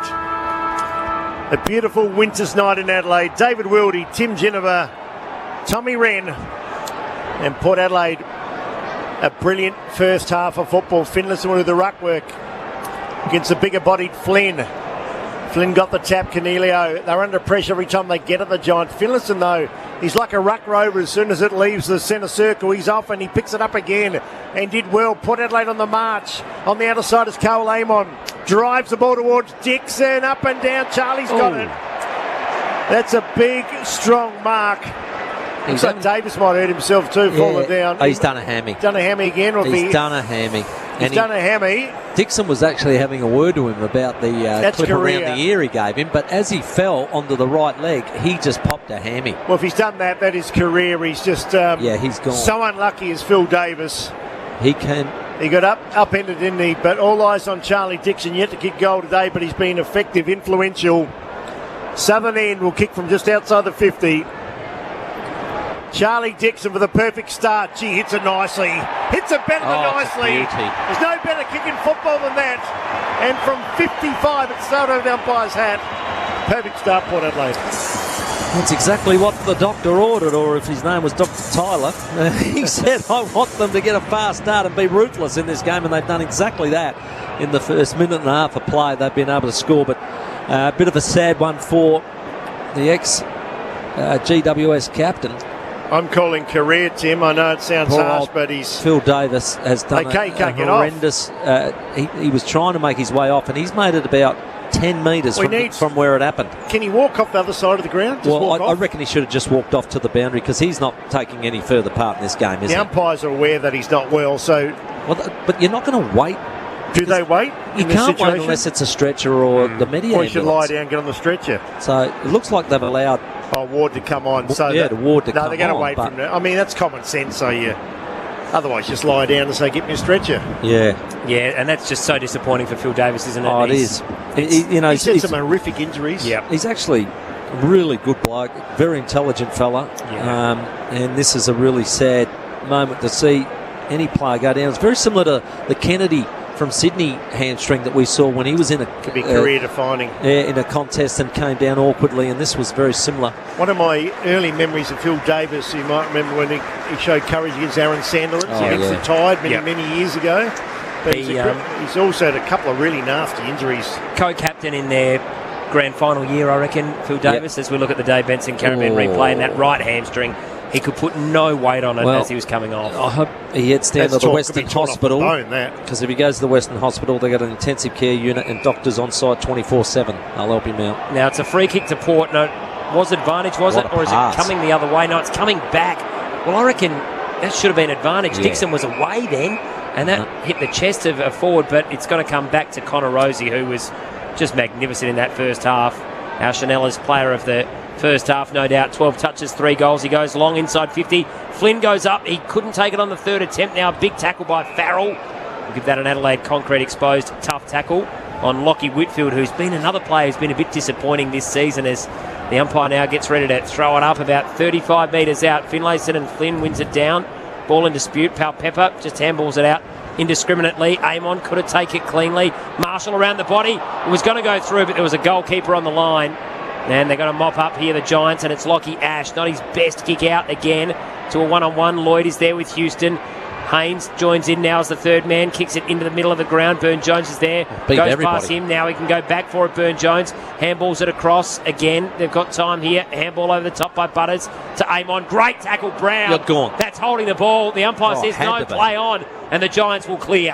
I want a head count. There appear to be far more Port Adelaide players on the ground than the Giants. Cleary, little fumble, but he's got time because he's got backup in the form of Butters. Short ball, which he could mark there, Mead. Another son of a gun. Father Darren. They see Butters now work the wing. Boak stood his ground. Got 1-2. Might be 50 here, I think. Well, umpire's going to say, come back with me, Tom. So Travis Boak will be kicked from 25 out. This is getting ugly now for the Giants. It's the biggest margin of the game already with 44 points. But it's going to go up by either a goal or a point, you think, as Travis Boak caught one. Just a bit of frustration there from Tom Green. Very late and... See the Dave Benson, did you, Tim? Yeah, just didn't have to do it. It's always going to be a 50, and that brings Boakey well within range. 4 goals, 7 this year to Travis Boak. It's probably not his one-wood shot for goal, but you back him from here. 30 metres out, see plenty of goal face, southern end, no wind, and the crowd are enjoying this. Been a very, very professional performance tonight. Travis Boak, no more professional player than him. The veteran, clear on his way, hits the post. That is his weakness, no doubt at all. If he's got one, it is goal kicking. Yeah, without trying to put too fine a point on it, that one in the showdown where he probably could have iced the game. I know, could have, would have, should have, but disappointing finish there as Himmelberg now. I think 4-8 says it all. Yeah, spot on, Timmy. Here's Pal Pepper, just gets around his man. Oh, look at him, but then ran out of room. Good work by Lockie Ash, who stayed the contest. The ball goes out of play. 45 points here, the margin in favour of Port Adelaide on the cheapest chip scoreboard. We'll get a boundary throw in. About 65 out here from the power goal. So we'll see if they can get something going again here. They've started the third quarter much like they finished the second. Drew now, he goes after it. Can he get clear? He does. I love the work he does at clear. It's Ollie Wines around the body, inside 50. Rosie goes up. There's Pal Pepper again. Runs around, right foot snap, high up and under. Has it got the carry? I don't think it does. Yes, it does, in fact, but it goes through to the right-hand side for one behind. Yeah, just drifted, didn't it, right through. And Port Adelaide now 9-8-62. The Giants 2-4-16. That is on the cheapest chips scoreboard. Live cheaper with cheapest chips. Shop in store or online now. Got a very experienced side. Port Adelaide 1,400 gamers, only 3 under 30. One is young Jace Burgoyne and Mead. I think Bergman the other. The kick back towards the centre. Here's a chance for the Giants. They can see open space. They got time to breathe for the first time tonight. Can they finish? So no, they can't. Terrible. Absolute shocking effort. That was Braun. Oh, was that Bruin, I think? Yeah. But gee, I mean, he had options left, he had options right. Took neither. No, you're spot on. Wilds had to finish if he was going to have the shot, and he didn't. Paupeva goes up. Well, that was a good spoil. The umpire said play on. Paupeva did well, though. Managed to win it back, and now Drew receives the handball. Goes long up inside 50 looking for a mark. Good spoil over the top. That was by Taylor. He's tried hard tonight. The been ball a good goes battle, out of play. Marshall and Taylor, isn't it? Has been good. Yeah, Marshall's kicked a couple of goals, but the ball's been coming in a lot, so Taylor's done well. We'll reset. 7.5 minutes gone now. Third term. Cheapest chip scoreboard.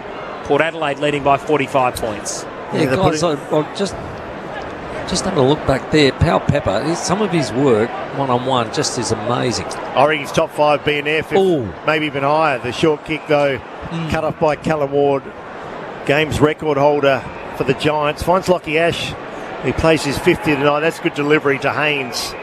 So Haynes on the western wing. It's like a brick wall when they go forward. They get repelled all the time. The Great Wall of China. They can't get past it at the moment. Free kick being paid to Port Adelaide. This time Ryan Burton. Pushing out. Yep. He's had a good season too. Short ball to Burton Jones. He had the job on Toby Green early. Haven't noticed Toby tonight. Been very quiet. Jace Burgoyne to aim on. Training drill at the moment. It's where you love it. They're all getting cheap, easy kicks. The stats are being built up. But they've got to get it on the scoreboard.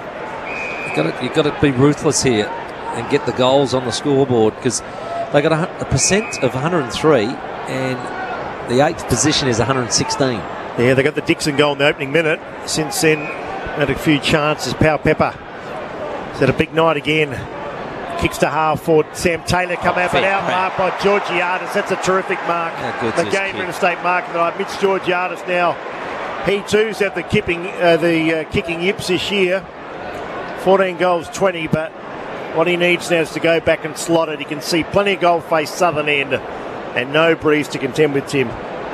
Just keeps impressing me, because he's no giant, let me tell you, in size. He's only 192, and there's midfielders bigger than him, and he just is so good overhead. Jumping jack flash.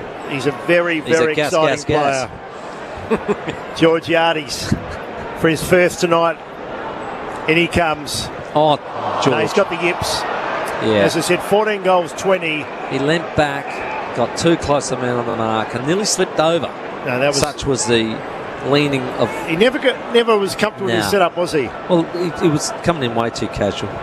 Yeah, and you're right, Tim. He stuttered and lost his right foot as he came in, as the long kick comes out now, but it might be coming straight back, because here's Dixon, who sells a bit of candy, not for the first time tonight. Nice handball to Cleary, who kept it low to Paupeva. Great pickup. His handball, though, is chopped off, and now a turnover. So a chance here for the Giants through Haynes. He's almost directly in the middle of the ground. He comes out wide, and that's okay. And he finds the sub there in O'Halloran, who gives it off. And now the short kick inboard finds Toby Green, who'll kick from about 50 metres out, almost directly in front. Yeah, I was just watching that battle, because Ryan Burton was looking for the guy to kick it over the back. Toby just double backed. He got fooled, got hoodwinked on that occasion.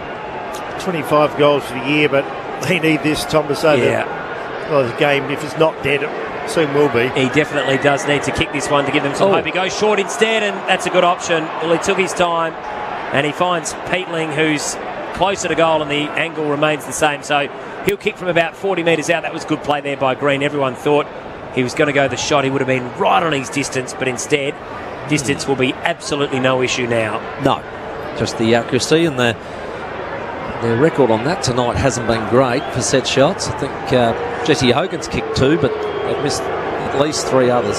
So Peatling, good young player, comes in, kicks on its way.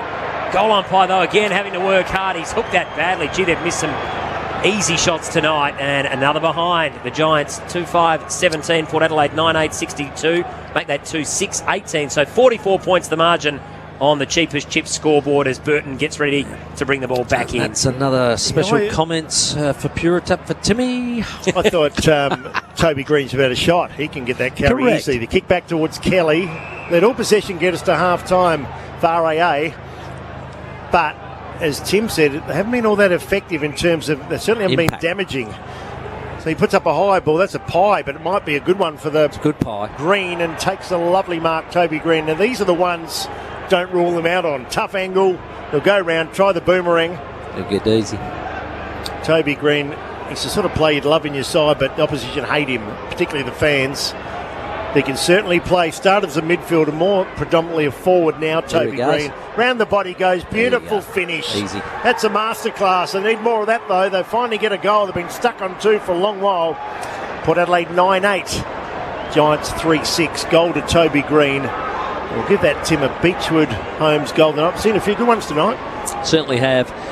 Saw a couple of misses by Port Adelaide, though. They've had a few attempts at goal and missed them, and that's the sort of thing that just leaves a little bit of a door ajar when you are trying to build a percentage win.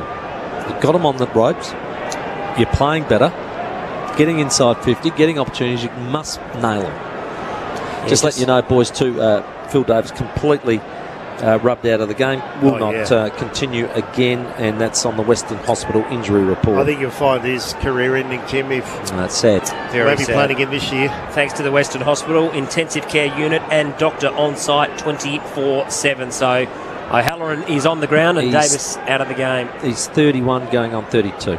As Dixon taps it down to Gray, who's tackled immediately. Ball comes out. It's holding the ball. Almost That's looked against Robbie Gray. He tore off the bone, didn't it? Was that bad? Yeah, it looked like a really bad one, didn't horrendous. it? I think it would be season-ending, as you say. Maybe career as Kelly goes long inside 50. Jonas. Mark in front. Jonas. Now is that Jonas? The umpire he's said... paid 50-50. The umpire said, I'm not sure, and so I'm going to have a ball up, and Jonas maybe will take that. Green was in front. It was risky. It was a risky tactic by Jonas, but I reckon he got it. So the umpire throws it up. Pepper receives from Dixon. Thumps it on the right boot. A couple of Giants players just got in each other's way. Now Ward, he sells a bit of candy a couple of times. Himmelberg gives off the hands to Green, who goes back to Keith. They're making a mess of this here, the Giants. They concede about 30 metres now. High up and under to Tom Green, and he takes the mark on his chest. Still a good couple of kicks, though, from goal. They've lost their shape and they've also lost their execution. That was a poor bit of play. Ended up with Tom Green. He goes short again. Normally they're so good by hand and by foot.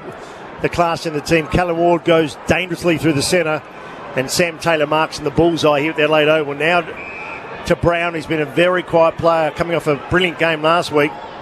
Brown, usual kicking style, kicks up towards centre half forward. Hogan tried to take the mark, spills free. They want a free kick, the Giants, nothing doing. Out comes Alia, meets it head on. Off the side of the shoe, kicks back towards Drew. Ooh. He was the cheese in the sandwich there, comes back now towards Callum Ward. Long kick to the hot spot, can someone take a mark? Alia at the back of the pack, Kelly in there. Brilliant. Oh, Alia, the seas parted. Brilliant. And the only man that came out was Alia. Brilliant work, great call there, Wilds. Now the mark's been dropped by Pepper, but kick. had to be a free kick against Lockie Ash. And that's the way the umpire saw it. As we have a look at the Dave Benson replay, what about Alia's work? Well, it was actually it's smother. The kick went straight into him. He took the ball instead of smothering it and just weaved through 3 players. It was fantastic to watch. Yeah, it was fantastic indeed. As Pepper now comes long up the line, Dixon can't take it. Giants are just working themselves back into it. Kelly winning a few of these stoppage clearances. He goes long. It's Burne-Jones there up against Peatling, and the ball goes out of play. We'll get a boundary throw in. About 65 around from the Giants' goal. It was 38 points the margin at half-time. It remains that 15 minutes gone in this third term on the Excelsior Hotel clock. For a great meal, you're in a winner at the Excelsior Hotel. Well done, Tommy. Coverage thanks to Florio Mill. Ball tossed back in again. This time Taranto snared it, but it was smothered again. Port Adelaide try and get it out of the exit their defensive 50. Jace Burgoyne in there. Couldn't do much with it. Taranto, snap on goal. Is it a pay to mark? It will be. It's Hogan.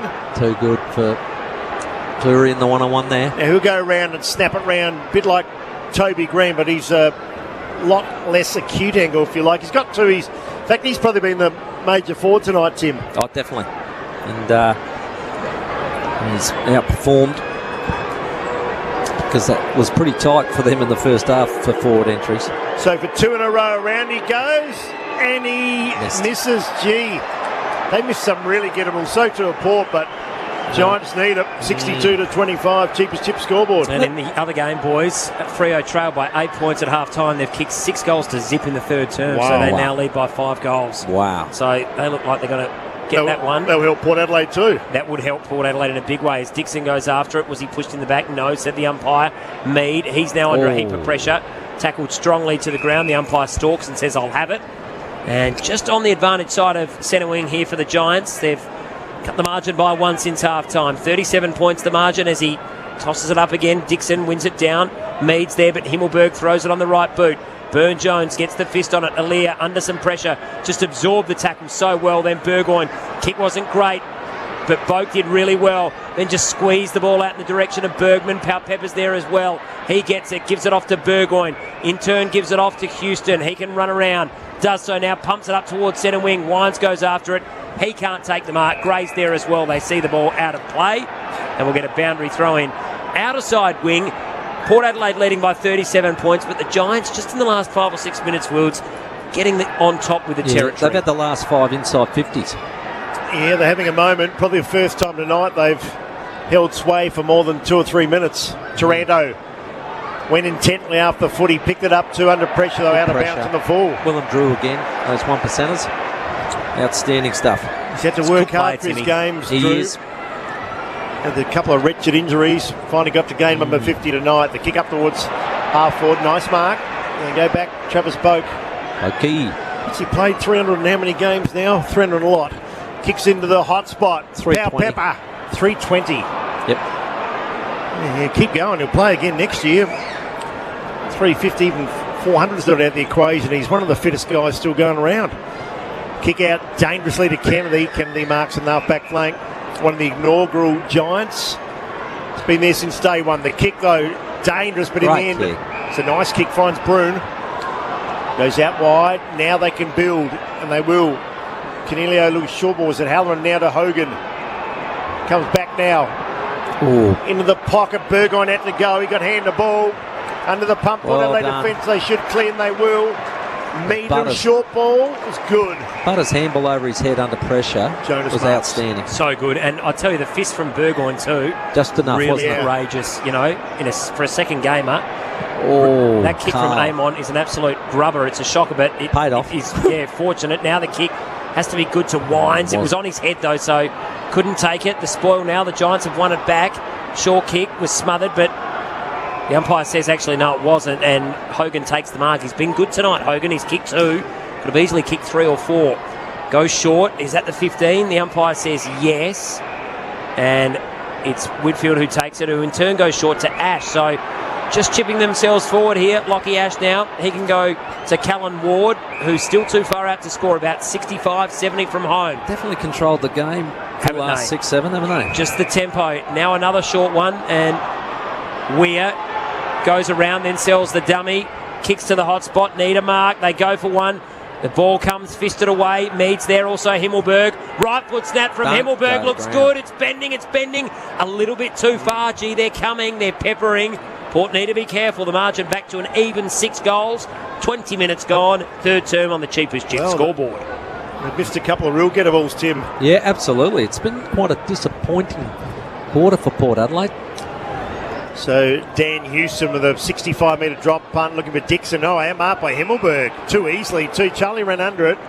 Found Ward. Dangerous kick here. Turnover almost. Pepper got a fingertip to it. Brown on the outer side for the Giants. Look at him go. The Irishman kicks in the full forward. Not a great kick. He's missed everything. Playing Gaelic footy again. Comes out now towards Cleary. Cleary hits his target a lot better. Standing in the way is Ollie Wines. 9-8.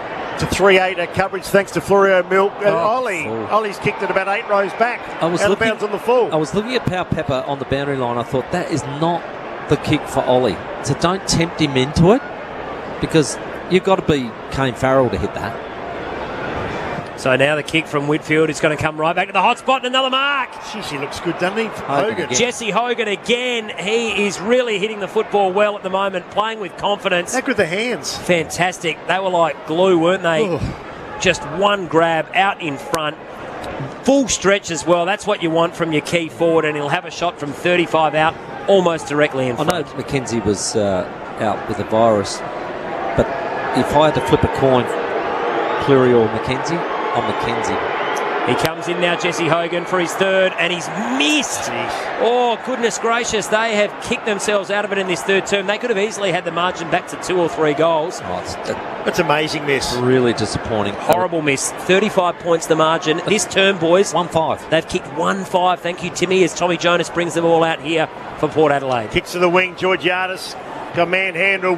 Wine's got the crumb and works it towards Marsh. Got a shocking bounce, but peeled off his man. He's got support in Powell Pepper, who's as fit as he's ever been. Goes back to Farrell. Farrell goes back to Georgiades. Georgiades goes back to Bergman. He's on the wing. Now enters the forward 50 decisively. Marshall pushed out his man. We saw it up here, and so did the umpire. Yeah. Free kick to the Giants. Can't do that blatant push in the back stuff. Yeah.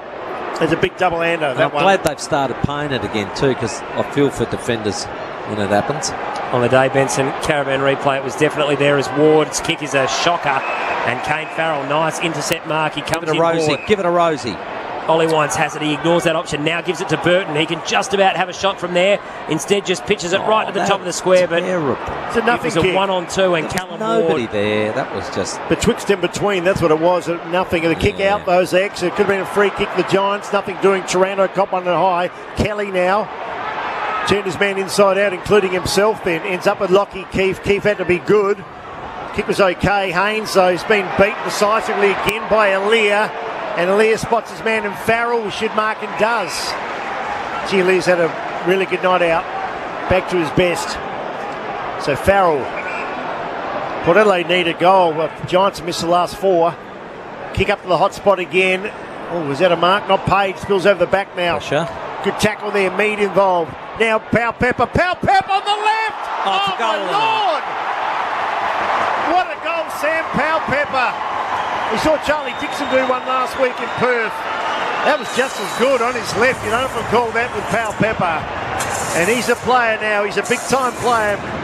So the Giants missed 4 times in a row. Port Adelaide go bang. 10-8, 68, 3-9, 27. That could easily win the Beechwood Homes goal of the night. Oh, no doubt. That's a goal of the year contender, that one right there. And it was fantastic work. Actually, he had to get his own teammates out of his way. That's how passionate Crash he was. And eventually he gets on the left and snaps it around. He's on fire. I was saying he's now the leading stat getter for Port Adelaide. 21 disposals, 4 inside 50s, great clearance, and now a goal to his name. Just been a superb night for Sam, and just setting the bar so high for himself and his teammates, and love what he does. What a goal that was. So exciting. Beechwood Homes, no problems whatsoever. Does a lot of the hard things too, doesn't he, Timmy? Maybe saying it could have been touched, boys. So by who? We're getting a score review by Callum Brown. Oh no! So it has been touched and it's going to come back. So disappointing. All the players had set up for a goal, but that's why. Oh no! I have to. Beechwood Homes, what do I do? I already so wrote who's it in. called that? They've reviewed that themselves, have they? I didn't see anyone. I think they review everyone, and then so the umpires obviously called down and said, "I think we might have a touched here." And I was going to say that's the thing that breaks GWS's heart, because they'd had 4 attempts, missed them all, and then Port get 1, but that's been reversed.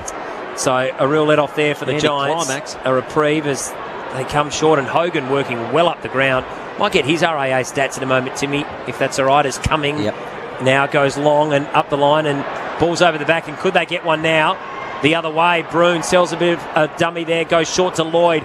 He's right on his distance. He marks 50 out. He's got to go back. He's reasonably confident, but yeah, you're right, Timmy. I don't know if he'll get the distance from there. Houston missed from there, so did Marshall, didn't they? Almost similar.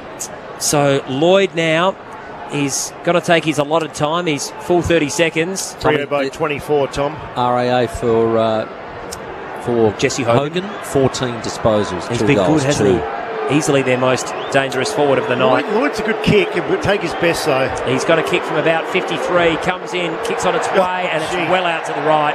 He might struggle to score. It is out of bounds on the full, and Port Adelaide will get the free kick. No change to the score. Port still leading by 6 goals. Oh, terrific mark, Georgiades. He's going to take mark of the year one day if he hasn't already this year, last week. That was a beauty.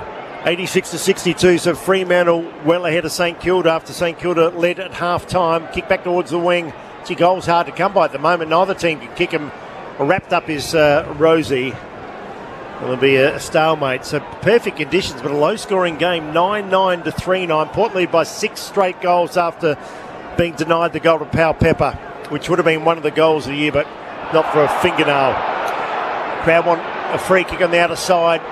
Scurrying after it is Butters to Robbie Gray. Geez, a clever player, still is, always has been. Kicks up towards half forward now. The back of the pack, the Giants have the numbers, but not for long. Advantage has gone quickly as Boat goes in the pocket. What's happened? Free kick, Giants.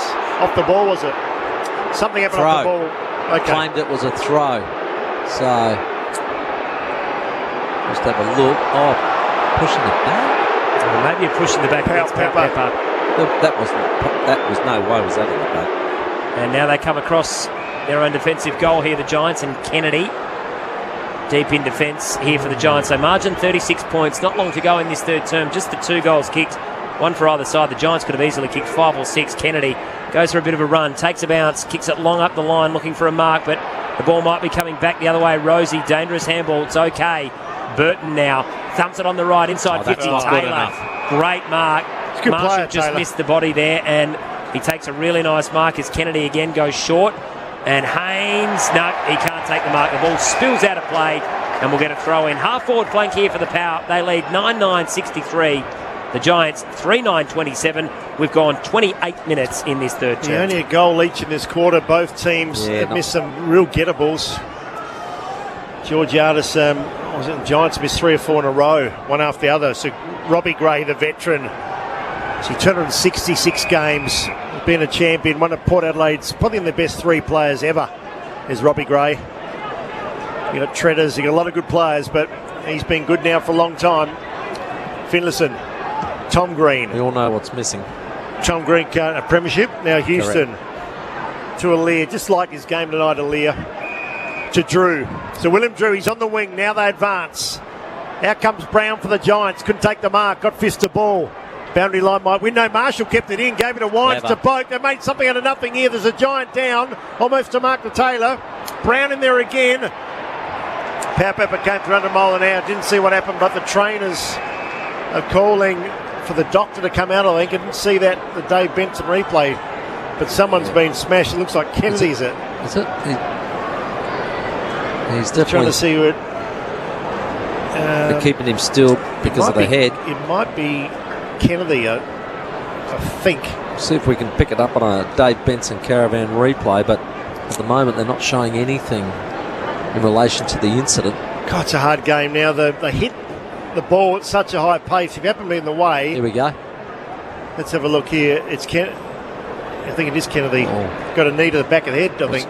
Friendly fire, or was it Georgiades? Yeah. Knee in the head, I reckon, back of the head, you're right. So we mentioned if it is him, he's an inaugural Giant. He's been there a long while, unobtrusive, does his job, slowly get up here. Is it Kennedy? Yes, it is, I think. Or is it Weir? Oh, it might be Jacob Weir. I think you've got a young lad he played in the premiership, didn't he, for Woodworth Torrens? Ah, yes. 40, it was Georgiades. Yeah, flying high. It was Kennedy. And he got a boot in the head. I'll grant you that, though. He's got a look-alike in Weir. They look a bit similar. Doesn't it? Gutsy to get back up, isn't it? That was a big like you and me, Tom, we're similar. Yeah.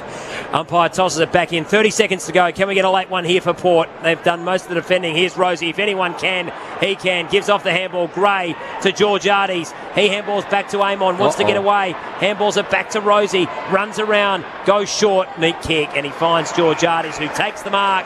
And that might just about do it. Now, Marshall kicked one from a very similar spot in the first quarter. Maybe 1 or 2 metres further out. Well, he's got to be able to kick all the way through it. And that might be a good thing. That's a good thing, exactly. So when you kick through the ball, you normally kick it a lot more accurately. Well, it's been a real arm wrestle of a term. The Giants have, in fairness, dominated much of it, but if he can kick this goal, Port Adelaide will win the quarter. So Mitch Georgiades, he's presented well tonight. He just hasn't finished his work. It's been all year the same story. Yeah. He just needs to sort out that kicking issue, doesn't he, Wilds? And I'll tell you what, this will do his confidence the world of good. Kick through it, as you said. Yep. He'll kick from 50, just in from the boundary line, but we're right behind the kick. The angle is there if he's good enough. He comes in. and that has missed everything again. That's the second time It's this like a quarter. golfer with the yips, isn't he? Just missing the little putts on the... Out of bounds on the full, No. yeah. Maybe the ball drop. He needs someone to work with him. 1 goal 5, the Giants in that term. The Power, 1 goal 3, 9-9-63 to 3-9-27. 6-goal margin, Timmy. You happy with that at three-quarter time? No, it didn't advance any. And as we spoke about at half-time, there has to be a ruthless intent here to get the percentage up, and the Giants win the quarter. No, they completely actually took the ball off of Port Adelaide. So, not very happy with that term at all. And Tim Port's goal came in the opening minute. Yeah, Charlie that's Dixon. right. Yeah, from Dixon. Not happy jam. So let's see if they can finish their work. We want Timmy in a good mood post-game. That'd be good. Still lead by 36 points. Don't go anywhere. Final term coming up next on 5AA Football. This quarter brought to you by Cheapest Chips. Live cheaper with Cheapest Chips. Shop their hot buys in this week's catalogue in-store or online. This is 5AA Football. Imagine driving tomorrow's car today. Imagine the quality and innovation of a Hyundai Tucson SUV. Striking design inside and out. Powerful performance, advanced safety and technology. A selected range of Tucsons, including the powerful fuel-efficient diesel all-wheel drive models, are in stock now, ready to drive away. Tech Drive a Tucson to see why tomorrow wants its car back. Visit Hyundai.com.au for details. Imagine that. Hyundai. Looking for innovative appliances designed with the environment in mind? Then look no further. For over 110 years, Whirlpool has been a leader in kitchen and laundry appliances. Using patented 6th Sense technology, Whirlpool guarantees outstanding results while saving precious time and energy. That's the best result for you, your family, and the environment. So, have you got a Whirlpool? Visit whirlpool.com.au to find a stockist near you. Whether you've driven to work, caught a plane, hit the pub, or watched the game this week, you would have seen a big screen video installation along the way. We entertain audiences with our innovative big screen solutions. Visit bigscreenvideo.com.au to see how BSV can bring your space to life. Need an electrician and need one today? Ken Hall Electricians do it all. From lighting, power points and appliance installation to a full house rewire. No job is too big or small. Give Ken a call. Ken Hall Electricians. 8364 5855. You've been hiding it for months. You covered it up, and now you don't know what to do. But it's not as bad as you think. You can still make it right. Because Walker Crash Repairs can fix that scrape on your caravan. Chances are your insurance will cover it, so give them a call. Walker Crash Repairs, for easy insurance repairs on your caravan. Don't hide it, fix it with Walker Crash Repairs. Your RAA approved caravan crash repairer. Hi, I'm Izzy and my family runs St. Louis Home Care, which was started by my great-grandma 76 years ago. We'd like you to meet Jen, our physiotherapist. She's supported the health and well-being of our clients for 18 years. I love being part of a team because it's a family business. I think we're really caring and we all know each other really well. And our goal is just to keep our clients living at home where they want to be. Yes, Jen, independence is so important. Google St. Louis Home Care to find out how my family can help take care of yours. 2,999,999, 3 million. That's how many Outback Sleepers have been sold in the last 20 years. Want to know how many are still going strong? 1, 2. It's 3 million. All of them were manufactured using the strongest concrete, designed to last for generations by a company that only manufactures concrete sleepers. Ask for the brand Outback Sleepers, sold at over 60 local landscaping and hardware stockists. Or look online at outbacksleepers.com.au.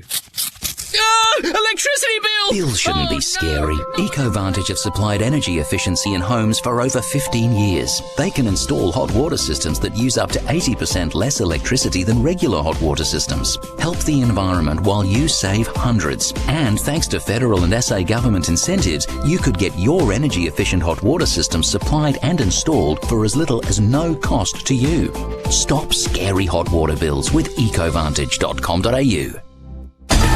This quarter brought to you by Sip and Save. Sip and Save has 1 hour delivery. Download the app or hit sipandsave.com.au. Drives the ball towards Dixon, up and down. Charlie's got it.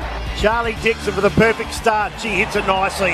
Hits it better than nicely. Beauty. There's no better kick in football than that. Toby Green. Round the body goes. Beautiful finish. Easy. That's a masterclass. They need more of that, though. They finally get a goal. They've been stuck on 2 for a long while. Good tackle there. Mead involved.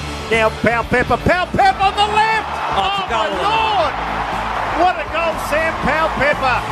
This is 5AA football.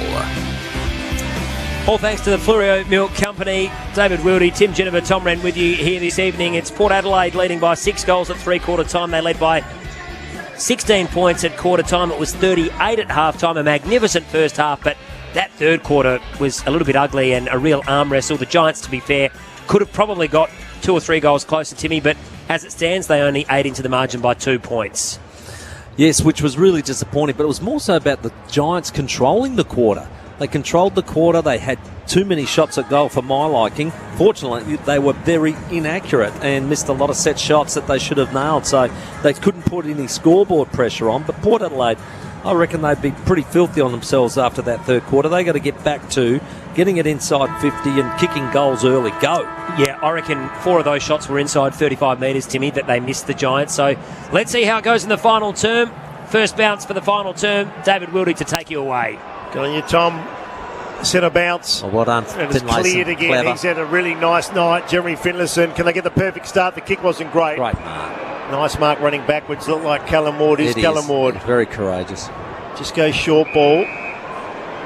Don't get a name like Cement Head for no reason. Oh, mate. He's a games record, or he's had a terrific career. Gee, the kick out to Boak, and Green almost got him in a drive-by there. Comes back now to aim on. He's on the western wing. Now they advance towards centre half forward. Good mark. No, not paid by the... perhaps it wasn't either. Just fumbled at the last moment, the Giant defender. In there, Rosie. Ward again to Tom Green. Toby Green got involved. Kelly just gave it back to Pow Pepper, who jumped in the back of a Giant to be a free kick. It's going to go to Tim Taranto. Yeah, so Taranto wants to get on with it quickly, and that's not surprising. The Giants need to get on the board early in this final term if they're to have any chance. Kick comes up the line. Lloyd gets it on the bounce. Cleary's there. He can't take it. Jonas, I reckon he threw that. Did he what? And Cleary, the umpire was blindsided though, so up to Dixon, who did well actually. He was 1 against 2, just ensured that he was there. I've seen less throws in State of Origin than that. There wasn't even a forward pass. He had one. I don't know how the umpire didn't see. He was on the wrong side, but it was a left arm flick, wasn't it? Bit of Murley in that one there. Yeah, no doubt. Boundary throw in broadcast side. 63 plays 27. Goals hard to come by. You think it's raining cats and dogs, but it's a perfect winter's night as Kelly again for the Giants. Puts up a high up and under. Mark that if you can. Out comes Aaliyah, tried to. Bounced off his ample chest. Comes down towards Tom Green. Back to Kelly Houston. Gets the crumb. Slips it out wide to aim on. Kick was perfect. Had to be. And aim on marks on the half-back flank. Just taking a breath. Little short ball. His 21st tap Butters. For RAA. Aim on. Zach Butters taped up like a broken down horse, but he's got a lot of courage. Pow Pepper waited for him to go past again. A little short kick towards Mead. Mead made it better than it was. Doesn't waste any time now. Another short ball to centre half forward to Marshall. Missed the target. Kinellia got the crumb. From centre half back, exits through Ash. Ash looked up. Missed his man too from 5 or 6 metres away. Burn Jones bounces. Gee, the game's slow at the moment. It's really all the sting out of the game. And the kick along the boundary line finally goes out of bounds. I like the way Port Adelaide, when they do get the short pass and mark, very keen to give it to the overlapping runner. And it makes them really cover the territory quite well. It was well done then by young Mead into Boak. So coming up to 3 minutes in this final term, no change to the scoreboard. Finlayson still doing the ruck work. He taps it down there with Himmelberg, who was going up against him. The umpire says, "I'll have another bounce, please," and we'll do it all again. Just on the half-forward flank here for the Power, Robbie Gray, the man with football, hasn't reached any great heights, has it? No, it hasn't. As Himmelberg just hacks it forward, gains about 45 metres. Jonas there, he's tackled by Peatling and now receives further support. And that comes via another teammate, and Jonas getting back up, and we'll get another ball up on centre wing outer side. Port leading by 6 goals. Yeah, they're doing enough, no doubt about that, but Tim Jennifer said percentage could be crucial at the back end of the year, and Port have had a chance to really win this one big time. Dixon Took a couple to get him down. He fell down, stayed down. Umpire spotted something. In fact, he said, I'll throw it up in front of the Jack Odie stand. See some great names there. Wanganeen, Odie, Bashir, Williams, Rashudo. It's a wonderful ground. Port now trying to advance again forward. Oh, good mark almost to Ward. He's played a good game today, is Callum Ward. Spills out the back now to Farrell, to Wines. Canoli spots something in the pocket. Powell Pepper's back there. Bit of pushing and shoving. The fist came from behind. Aim on, big tackle. Put a setter on his opponent too high. I thought it was an Adelaide concrete exposed tough tackle. Umpire said no, David, it's not. Gee, I reckon that ball hit Marshall right in the forehead. Yeah, I reckon Powell Pepper maybe just in front just affected it. And look at this turnover. Terrible kick. Goes straight to Robbie Gray, who goes into the pocket, and he finds Todd Marshall, who's probably going to kick from about 47 metres out on a pretty sharp angle. He's kicked 2 goals all in the first quarter. These are the sort of angles and distance that he likes. Yeah, Taylor's held him pretty well, though. I agree. Hasn't he? And the kick out was right on the instep on the Dave Benson Caravan replay, and that was appalling. Shocking kick. And they've let themselves down a lot in that department, the Giants. Usually a very skillful team, but with you. Are we backing him, wasn't boys? Great. Yeah, I'm backing him from here. Kicked a very similar Tim. one in the first term. I reckon if he drinks some Fluorio milk, he'll definitely kick it. Okay. Well, we're going to see whether or not he has. He might have just had that tonic at 3/4 time. I'll say no. Missed to the right hand. See, that's the problem, isn't it? That is the problem. And one behind. First score of the final term, 5 minutes in. Port Adelaide 9-10-64. The Giants 3-9-27. That is on the sip and save scoreboard. Well, I reckon what's running hot for Zambrero's behind. So we have to hardly get a goal in the second half. Amazing. Good call. Low. 9-10 to 3-9. The Port will get the points. I'm putting that down. Dave Wildy for Puritat special comment. Oh, thank you, Jim. Appreciate that. Good stuff. Robbie Gray. Bit of circus magic there. Gives it a Mead. He's 55 out. Pack congregate. Powell Pepper in there. The foot there was Rosie. Pope was in there as well. Now Taylor to Cumming. They can clear, and they do. The big fellas fell on. That was Flynn. To Canelio. Now they're running in waves. Callum Ward, they've got it back to Canelio. Port's pressure still okay. Yeah, but I'd love to bit of intensity, I feel. To Kelly. Kelly spots his man and finds Toby Green, who wheels onto the right leg. Here's an old-fashioned one-on-one. Now it's 2-on-2, and they crash into each other, the Giants. Did each other no favours. It's 60 out from the Giants' goal. A couple of players on the ground. Boundary line wins. 55 out. Left half forward flank. Jonas and Himmelberg having a nice little wrestle, weren't they? That looked like one of those Cirque du Soleil sort of acts. Oh, yeah. He was the rubber man. Yeah. Jonas was on the head of Himmelberg as he was coming up, wasn't it? It was a little bit awkward, and I used to love Cirque du Soleil. Fantastic. Great fun, isn't it? Yeah, when they come to town. Umpire's going to toss this one back in. Here's Dixon up against Flynn, who gets the tap, but Boak is there. Former skipper, what a player he's been for such a long period of time. Goes up towards centre wing. Marshall just needed to halve that contest, and he did. Made sure the ball got out of play, and we'll have a boundary throw in. Just forward of centre wing, outer side wing for the Giants. They trail by 37 points. Port Adelaide 9-10-64. The Giants 3-9-27. That's on the Sip and Save scoreboard. When you're catching up with friends, start at Sip and Save. Yeah, Fremantle by 22. They look to be home against St Kilda after a promising start by the Saints. We'll check that score shortly. Green got it out to Canelio. Now then go forward again. This is where they've been breaking down except for Hogan. Up he went, down he went.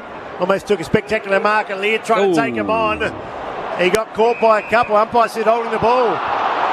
We did take him on, Tim. Sort of, if you watch the replay, the ball bounced awkwardly. Just watch it, and he had to take it, and then try to get his arms up over the top, and they crashed him down to the turf. He didn't have a lot of pride, did he?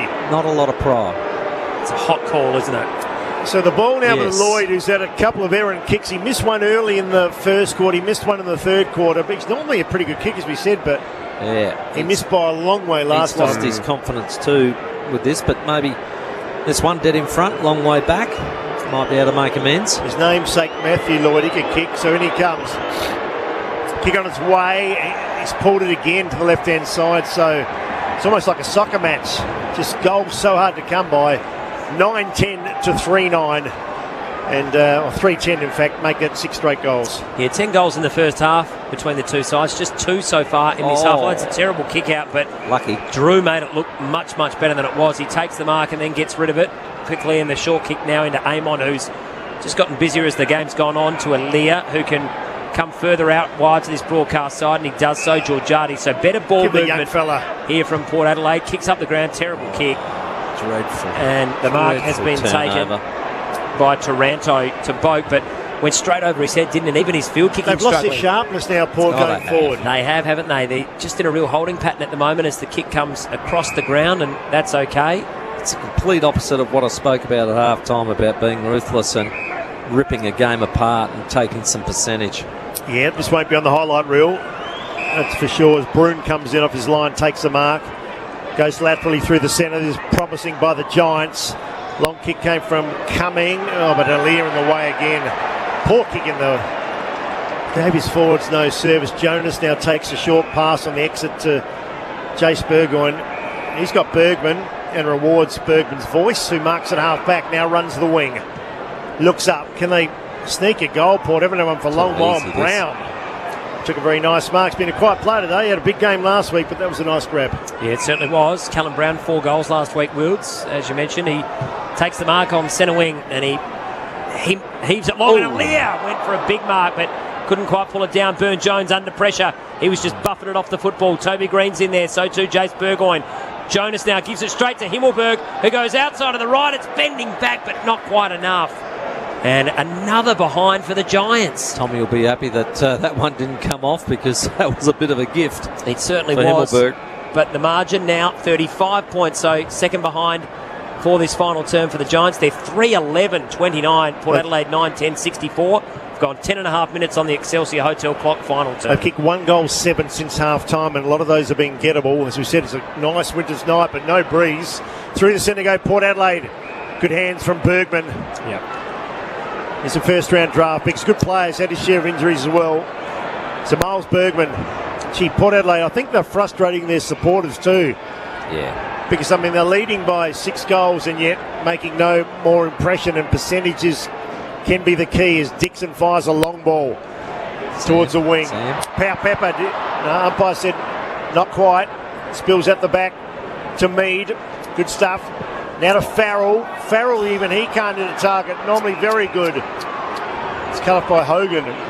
No, in fact, it's Lloyd. Lloyd's kick not great. It's going from half forward to half back and back again. This time it's in the middle. Finally comes over the back. Giants tunnel ball. Throw down by Sid. Butters free kick. He's there. He tried to do the old school tunnel ball through the legs. Butters has a footy. Chips it short to Farrell. Farrell's dropped an absolute sitter. Gets knocked off his game, and probably deservedly so, because you should have taken the mark. And when you fumble, that's when you get hurt. So Callum Ward takes the mark. That was bad there, and he comes out wide, and Cornelio can't quite take the mark, but he's got oodles of time. He comes back in board. Well done, Burgoyne.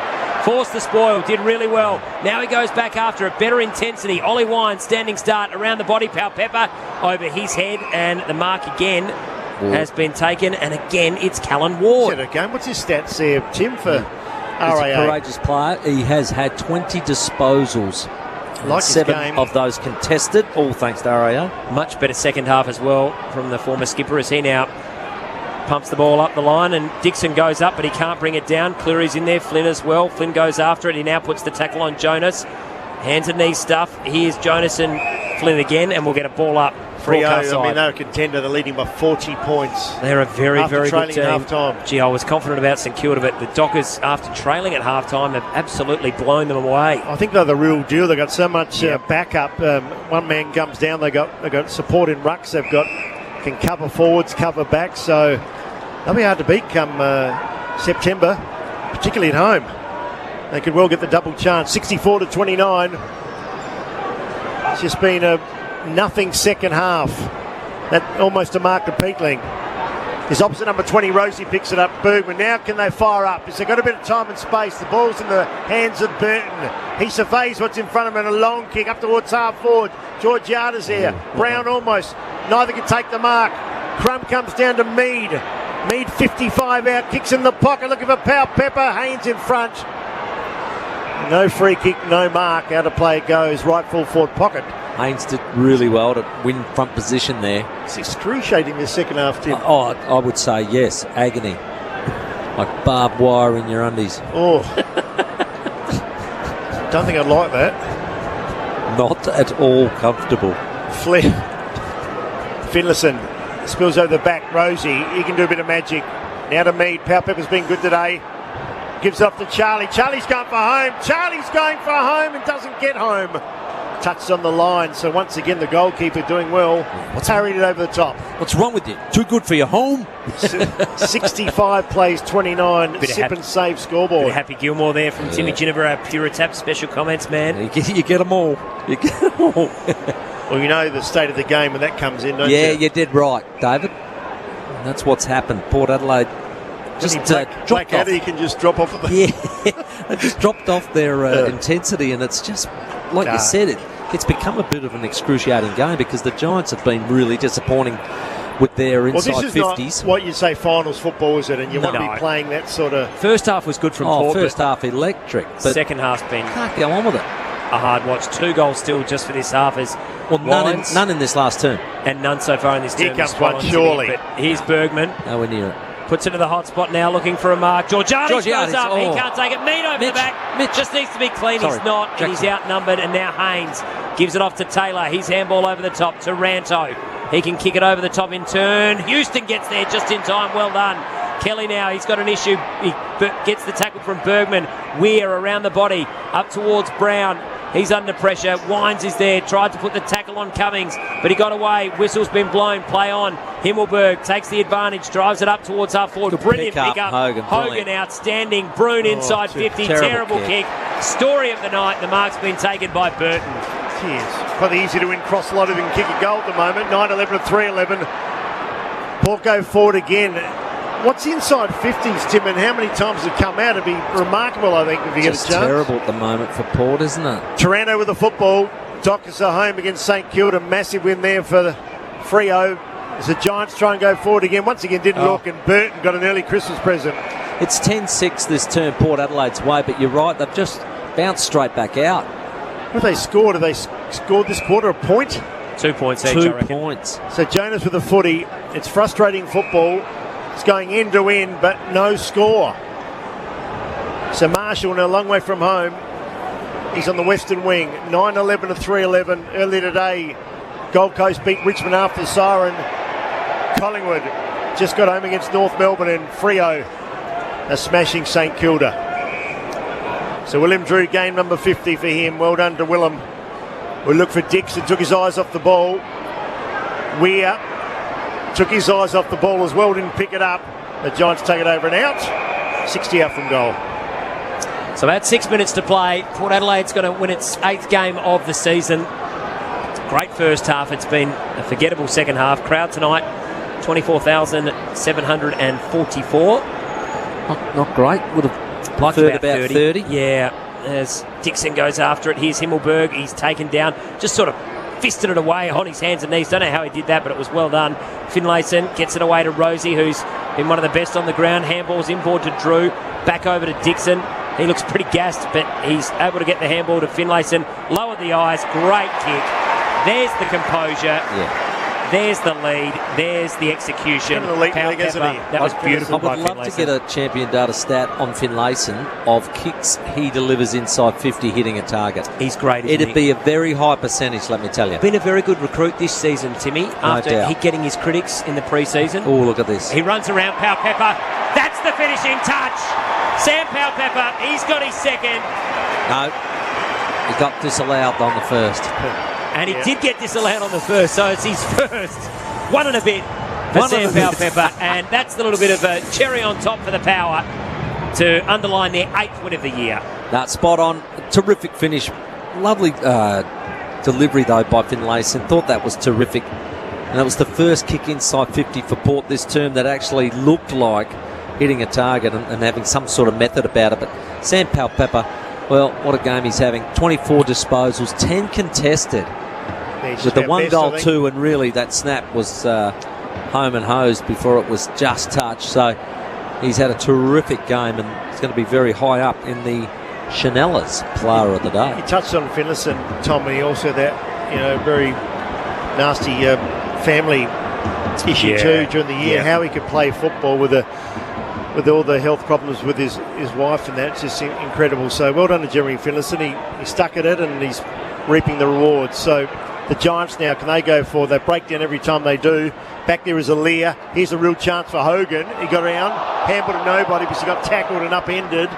Ball deep into fence. Burt now. Under pressure, kicks it out of bounds. Anyway.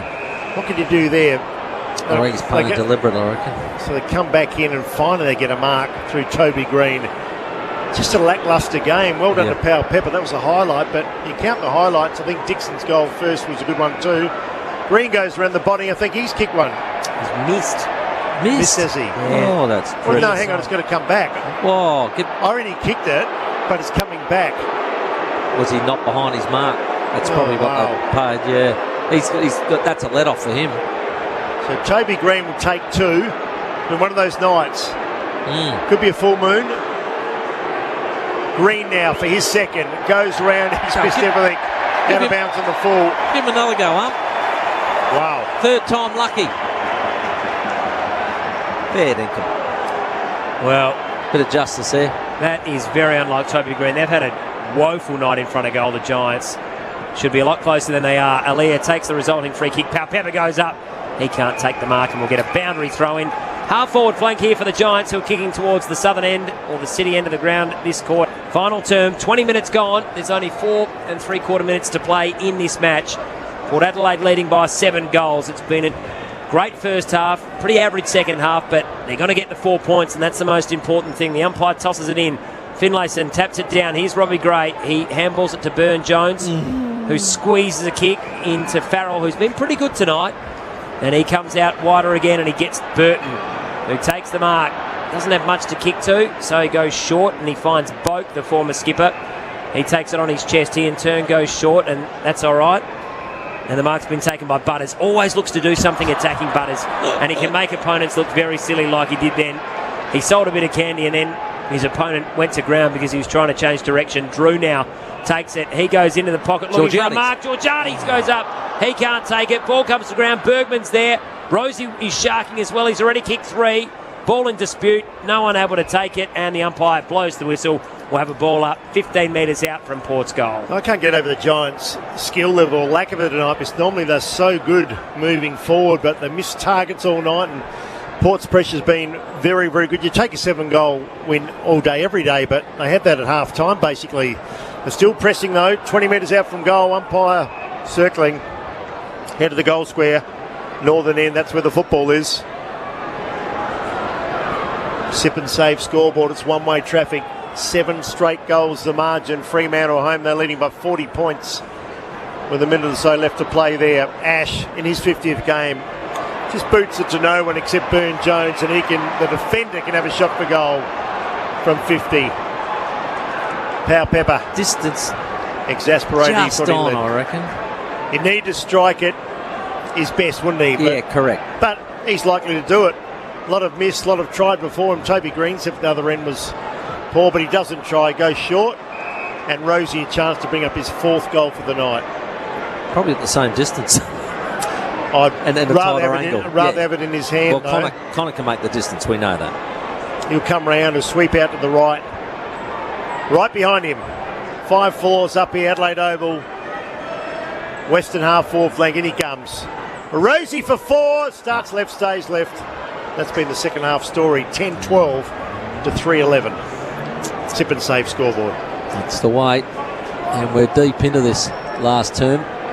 Just under 3 minutes left on the Excelsior Hotel clock.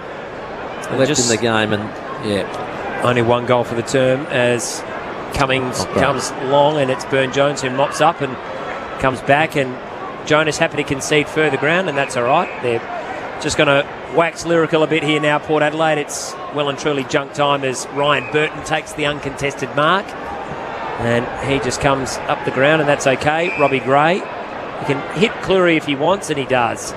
So Cleary now drifting forward. He can go to Finlayson, who's got that thumping left foot kick right into the hot spot. 1 on 3. He's outnumbered, and Haynes, does he take the mark? He doesn't. Ollie Wines handballs it to Georgiades. He tries to give it to Rosie. Ash has got it, and they've turned it over. It's been that kind of night. All great work there by Powell Pepper, but a bit high. And it's a free kick to Kelly, who will take the advantage. Or just took advantage. In fact, he took no advantage. It's going to come out to Robbie Gray, 50 out from goal. Port Adelaide have had so many inside 50s for so little return. Fremantle beaten St Kilda by 41 points. Yeah, people have got to move because this is way out of Robbie's range. Who's lurking behind? Nobody's moving. They're just standing there. Move. So Robbie Gray just kicks out in the pocket to a 50-50. Up went Burgoyne from the side. Young fella recovered and lost it. Comes back to Port Adelaide. Is that Rosie for 4? Connor Rosie's got 4. He's a class act. Yep. He can do what a lot of them can't do. And let's pop it through the goals. Brilliant snap from Connor Rosie. Had a terrific game, had a terrific year. And Port Adelaide now starting to get some nice advantage on the scoreboard. 11-12-78 to 3-11-29. It's a big margin now, and that's a contender for the Beechwood Homes goal tonight. Yeah, well, Jace Burgoyne tried to take the McGain's real estate mark of the night, and in the end he recovered well and just able to tap the ball out into the path of Connor Rosie. And once it was in his hands, well, anything can happen, and it did. He snapped a beautiful goal on the outside of his boot and kicked his 4th for the night. And you did say, David, you wanted to see him hit the scoreboard a bit more, and he's done exactly that tonight. He's played very well, kicked the 4 goals, and has been in some really good company along with Powell Peppers, Butters, and Carl Amon. Getting plenty of it. Hold Giants to 3 goals and a beautiful night. It's incredible. So Finlayson with a free kick out of the middle. He goes short and he finds guess who? Connor Rosie. What a game he's had in front of Brown there. And he can give it off to Burgoyne. I get the sense he really wants a goal, but he's a bit far out. Good kick into the pocket. And a nice mark taken by Georgiades. Well, I reckon he got called out last minute, Mead, by Georgiades. Yep. Mead looked like he was going to get it. He plays on quickly. Georgiades, that's better. Wow. He finally gets his goal. And that's the reward he deserves. Port Adelaide with the exclamation point. A goal in the final minute of the game to Mitch Georgiades. And that'll make things taste even sweeter post-game. Well, it makes that margin a bit better because of the third quarter that sort of got away from Port Adelaide there. Now extended the lead to 55 points. But in a game where I think a lot of people thought, well, we all said probably below 4-goal margin to Port. Was the margin, it's blown out. And Port Adelaide have got that near 10-goal win, which is pretty much what they should have been chasing after the really good first half. It's finally come to fruition in this red zone time on period. Jimmy G there for Pure-Tap. Final minute. 12-12, 24 scoring shots to 14. And to hold the Giants to 3 goals, who've been very offensive in recent times, is a fantastic effort. Ash clears for the Giants. This is where they've broken down all night. Jonas came out, met the footy. They've actually been terrible with their entries, haven't they? Oh, awful. Burn Jones to Bergman, little fumble again. Sort of makes Jesse Hogan's game look even better, even though he missed probably 3 goals he should have kicked. They've only had 2 or 3 good players, I reckon, the Giants tonight. It's been a real tough outing for them. As Port, they've been very even right throughout, with a couple of stars, as in Rosie, certainly one of them. Ball to ground. Halloran couldn't take it. Bergman could. Is there time for another one? Kick up towards Boak. Good mark to Taylor, as they paid as he has. He's been okay. Yeah, he's too good. He's probably beaten Todd Marshall tonight, given the amount of ball forward. If you just look purely at the one-on-ones. So Taylor goes out wide. Mark not taken again. Finlayson to Gray. Knocking up stats. Short ball to Powell Pepper. He plays on quickly. Got to be quick because 60 out from goal. Out towards Boak. Little fumble again. Boak goes after it. Last shot of the day, surely. Little short ball towards Farrell. Siren sounds, and Port Adelaide, courtesy of a brilliant first half, have absolutely smashed the Giants to the tune of 55 points. All the hard work done to half-time. Wasn't a pretty game, but they moved to 8-8. The season well and truly alive. They live to fight another day, and next week they take on the Demons.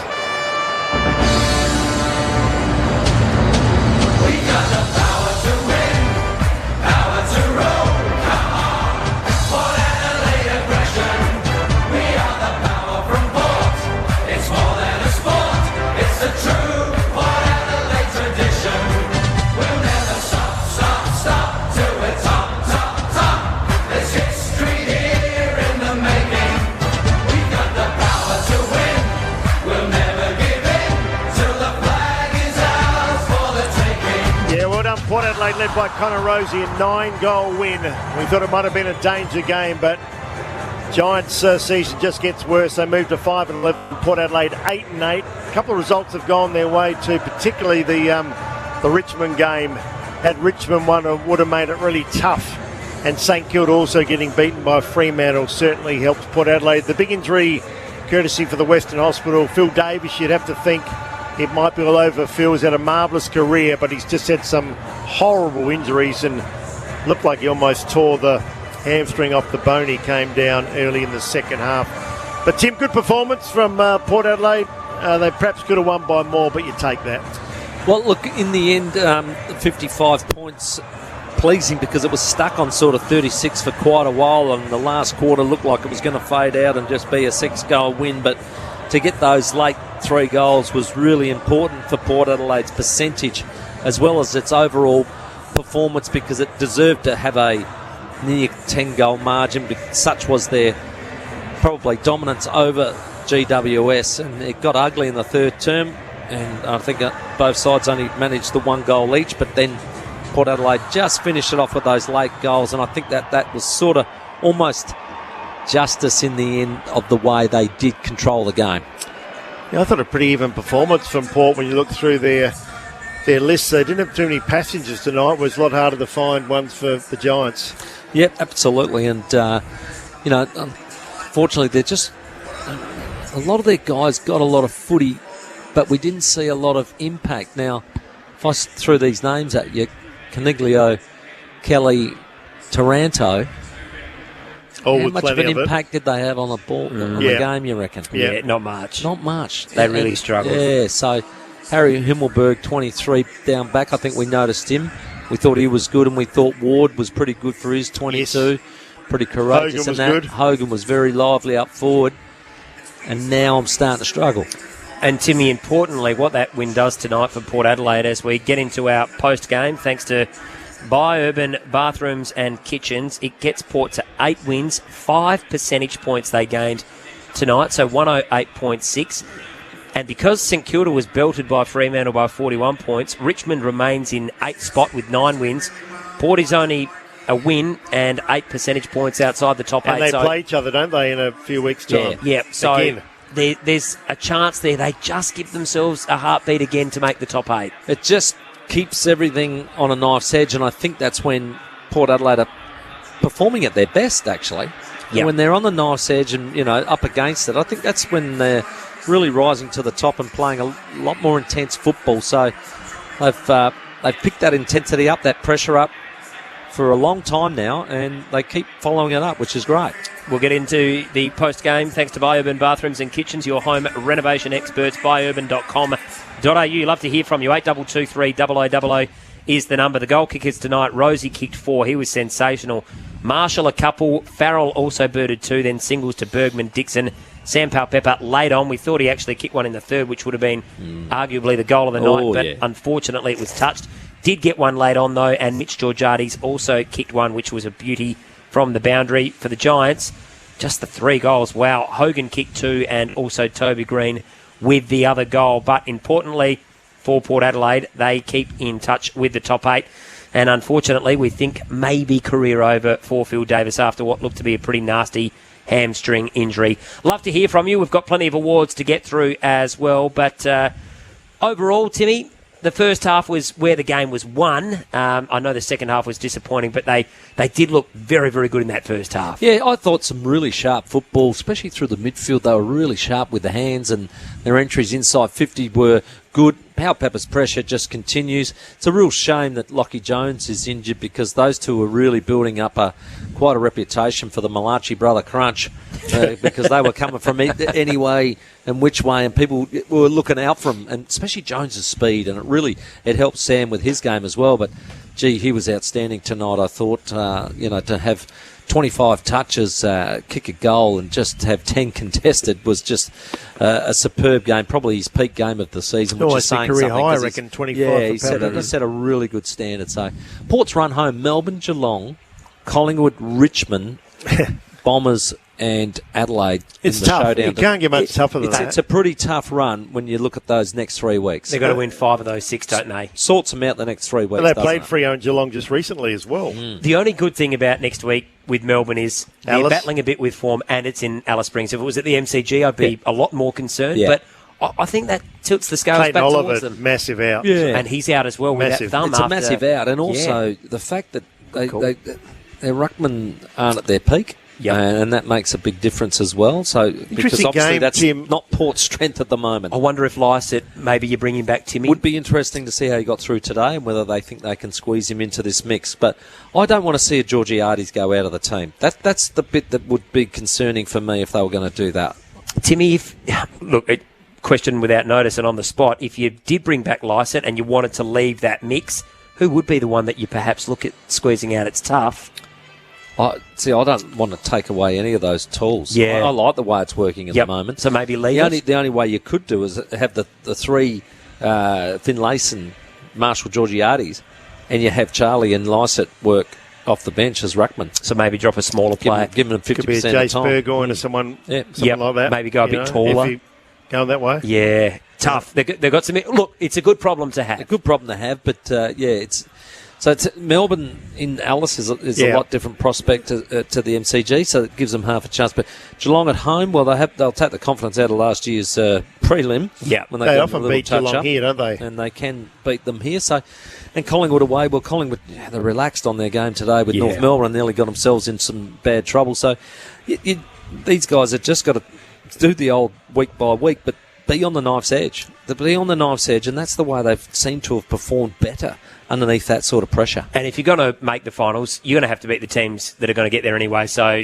that's right. the perfect opportunity. There's no point limping into the 8 and there'll probably be no straight home back out final, will again. there? If they make it, it's going to be, you'd think, 8th. Yeah, 7th or 8th they'd slip into. Yeah. That's what... last year we saw the Bombers make the finals for the first time in a long time and just got smashed in the first final straight out. You don't want to do that. You want to try and get in and make an impact. Well, they don't feel like a side that would be... If they made it, Wilds, they deserve to be there. They're not... They're a good bottom 8 side. They're better than a team that's outside the 8. They're 12th at the moment, but they feel like a side that's probably 5th or 6th the way they're playing. And they're actually playing pretty good footy. Well, they're now 8-3 out of the last 11. Exactly. Got a healthy list, haven't they, at the moment? Yeah, they really do. Healthy list. Getting healthier, and, throw a Rats. Look, Ratio's been so frustrating, hasn't he? We want to get him right, but if they could get him for the last 4 or 5 weeks as well, I think he's such an important player for them. You want your stocks at full tilt, don't you? I'm not sure Lycett is a walk-up star to come back. No, because I don't either. if you're going to use Dixon, then I think Dixon frees up Marshall. Yeah, I do. Especially in those conditions, Timmy, it gets very dewy up there and really tough, so very hard to mark. Maybe one more week. They're playing at sort of almost, it's 2:50 our time, I think. Okay, so it is day. So it's sort of day, so you probably won't get that, but you might get a nice clear day like today. So is this Lycett's first week back? First week back. Yeah, was today. I'd definitely give him 2. He's missed 3 months of footy. Well, exactly. So I don't think it's a big ask. And against Melbourne, against Gawn. What Geelong did well against Melbourne, Tom, was they avoided Gawn. Yeah. They had a strategy where Gawn so good on the back play. Yep. But wherever he was, they kicked it elsewhere. Yeah. And the big fella got frustrated. He did. Port, the Maggies today, for those wondering, they went down by 10 goals to the Eagles. Scotty Lycett, 16 touches, a goal and 14 hit-outs. So pretty good performance from Lycett. They only kicked 4 for the game, so they were well and truly beaten in that match. They had 2 of those in the first 5 minutes. Yeah, that's right. That's not a good performance. 2 for the final 3 quarters. Dear. We've got a stack of awards to get through here as we get into after the game, thanks to Biourban Bathrooms and Kitchens, your home renovation experts, biourban.com.au. We might take a short break maybe before we do. Keep those calls coming. We want to get your say. What did you think of tonight's performance? Can the Power make the 8? And do you bring Scotty Lycett straight back into the side? Or do you give him another week out and keep going with Dixon and Finlayson, who are pretty strong tonight? Love to get your thoughts. 8223 0000. Port Adelaide home tonight comfortably, winning by 45 points. This quarter brought to you by Sip and Save. Sip and Save has 1 hour delivery. Download the app or hit sipandsave.com.au. This is 5AA Football. Moving house? Use the team that's easy and affordable. Budget Car and Truck Rental. SA family owned and operated, 20 locations across SA, plus the largest variety of vehicles for hire. Whatever your household size, you're kicking goals from small cars to courier vans and furniture removal vans. And you only need your car licence. Winning. Move your possessions the smart way with Budget Car and Truck Rental. Call Budget now on 13 27 27. This is the sound of Julian's bargain price vacuum with deep express suction. This is the sound of Julian trying to fix his bargain price vacuum, which infuriates him deeply. Yes, this is the sound of bargain regret. When it comes to the important stuff, like insurance, don't risk it. Go to Amy instead, who offers great value cover you won't regret. Amy does. Before buying insurance issued by AAI Limited Trading as Amy, read the PDS at amy.com.au. TMD also available. Bring some excitement to game day with Big Screen Video, Australia's digital display experts. We're giving 10 lucky sports clubs the chance to win a $10,000 grant towards their own LED scoreboard. Register now at iCanWin.com.au/BSB. T&Cs apply. See website for details. Which oil keeps your business moving? Farmers and fleet managers, they know. Construction crews and car mechanics, they know. And you know. Valvoline, the original engine oil. If you want retaining wall sleepers that will last, the only concrete sleepers you should be using is Outback Sleepers. They're the strongest concrete sleeper available, and they come with a 35-year product warranty. Once it's in, nothing's going to move it. Nope, it's still there. Ask for the brand Outback Sleepers, sold at over 60 local landscaping and hardware stockists, or look online at outbacksleepers.com.au. Go Vita, your local health food shops. Over 30 years health and wellness experience and over 300 natural health practitioners specialising in you. Hi there, I'm Peter from Go Vita, Tanunda. Fusion Quercetin Advanced with zinc, vitamin C and D, 60 veggie caps, suppliers recommended a retail price $42.95, now only $27.95. Go Vita, Colonnades, Fairview Green, Marion, Mount Barker, Manopara, Semaphore and Tanunda. Building amazing homes is important to Beechwood Homes, and so is the environment. So when you build with Beechwood, you're building a better environment for our kids and grandkids. Here's why. Around 70% of scrap materials from every Beechwood home is recycled. Bricks, rubble, timber, gyprock and steel, none of it goes to landfill. It's all sorted and recycled. So life really is good. It's even better in a Beechwood home. Google Beechwood Adelaide today for a better future for all of us. How far would you go for your dream kitchen? And how far would you go to get free installation? How about 15 minutes up the freeway to Balhanna Kitchens by Design? 2. The largest showroom in the Adelaide Hills. Custom build your dream with our award-winning designers and get free installation on your cabinets with laminate benchtops. For a limited time, of course. Balhanna Kitchens by Design. It's not too far to go to make your dream a reality.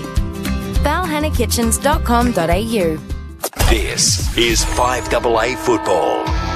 Siren sounds, and Port Adelaide, courtesy of a brilliant first half, have absolutely smashed the Giants to the tune of 55 points. All the hard work done to half-time.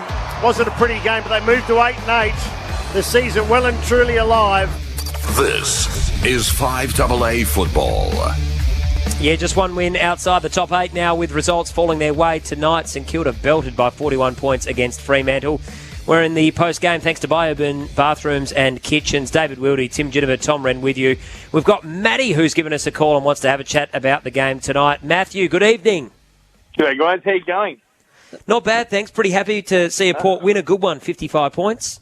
Yeah, a 55-point win. It sounds like a good, nice result at the end, doesn't it? And it's interesting how, again, Port always, if you see the journey to that result, it should have played out a little bit more better. But, in regards to the forward line only, I just want to kind of recommend you guys, one of you guys said it in the commentary, I think Wills at the end said, we kept Port Adelaide kept GWS to 3 goals. And that's got to be something to be recognised and bottled. And when you're looking at finals, games aren't, generally big scoring games. It's all about defence. So I feel like whilst I guess we've got to just keep winning and keep Gold Coast, Western Bulldogs and St Kilda and even Richmond, we've got to keep them accountable. Assuming that, I feel like we're some real good positives, if not even for this year, but future, in regards to that ability to, stay positive and stay sharp there. Yep. Yeah, Matty, look, I said pre-game that the one thing Port Adelaide has been able to do all year is keep teams to a low score. I think it's in the 60s that they average against. So it's very, very good defensive action by the team all the time. And it was a matter of getting the forward half right. And they've been able to do that. There's only 3 or 4 teams that got hold of them, haven't they? It was really halfway... Hawthorn earlier in the year. Halfway through the Carlton game, you saw complete changes in the way they went inside 50. The midfield changed completely. And you got... there was one bounce, I said, Ollie Wines was in there with Amon and Rosie, and you go, that's a completely different look now. And it gives them a left footer, it gives them a kid that's explosive and fast and agile, and it gives them a bull, that can just bulldoze the ball out. So they've got the mix going well through the middle. And like I said, Charlie did a lot more in ruck tonight, and I was really happy with that because Finlayson then was able to... Oh, he's been good. ...be up and about for longer. Yep. Where I thought he tired in the Freo game to the point where they got on top too much. Darcy and Lob this week was just... And this is why the mix had to be a better mix of time in the middle, and Charlie got a lot more time in the middle, which was beneficial for Port Adelaide. Can I ask you guys, who's been your surprise package when we got 6 or 7 weeks left in the season? We look at the ladder, it's pretty tight. Who surprised you the most? Club, I think you mean? Yeah, club. I think you'd have to club, say. Yeah, they'll be where they are, and I think a good surprise about Fremantle, and I think they've almost got, and I reckon they've got one of the best coaches in the league. I think the way he's built that list, he's built a great list, has been, and he's underrated. I'd say maybe what I mean to say is not necessarily the best, but certainly one of the most underrated. I think. Got a good profile there, Liz. Yeah, and they've just got so much midfield talent coming through now. They're the really one that strong. Surprised me the most. Collingwood. Yeah. No. Is Geelong. Geelong at top of the ladder. I thought they'd go down again, Tim. Yeah, you did. I mean, every year we've said this. I picked them Chris Scott. I picked them to be right on the 8 or maybe even just I miss. thought it was 8 because they win games at home, but they are now sitting on top of the ladder. And they're the 3, though, aren't they? Collingwood, Freo, Geelong. Collingwood have been outstanding. You know what the Geelong dilemma is? It's...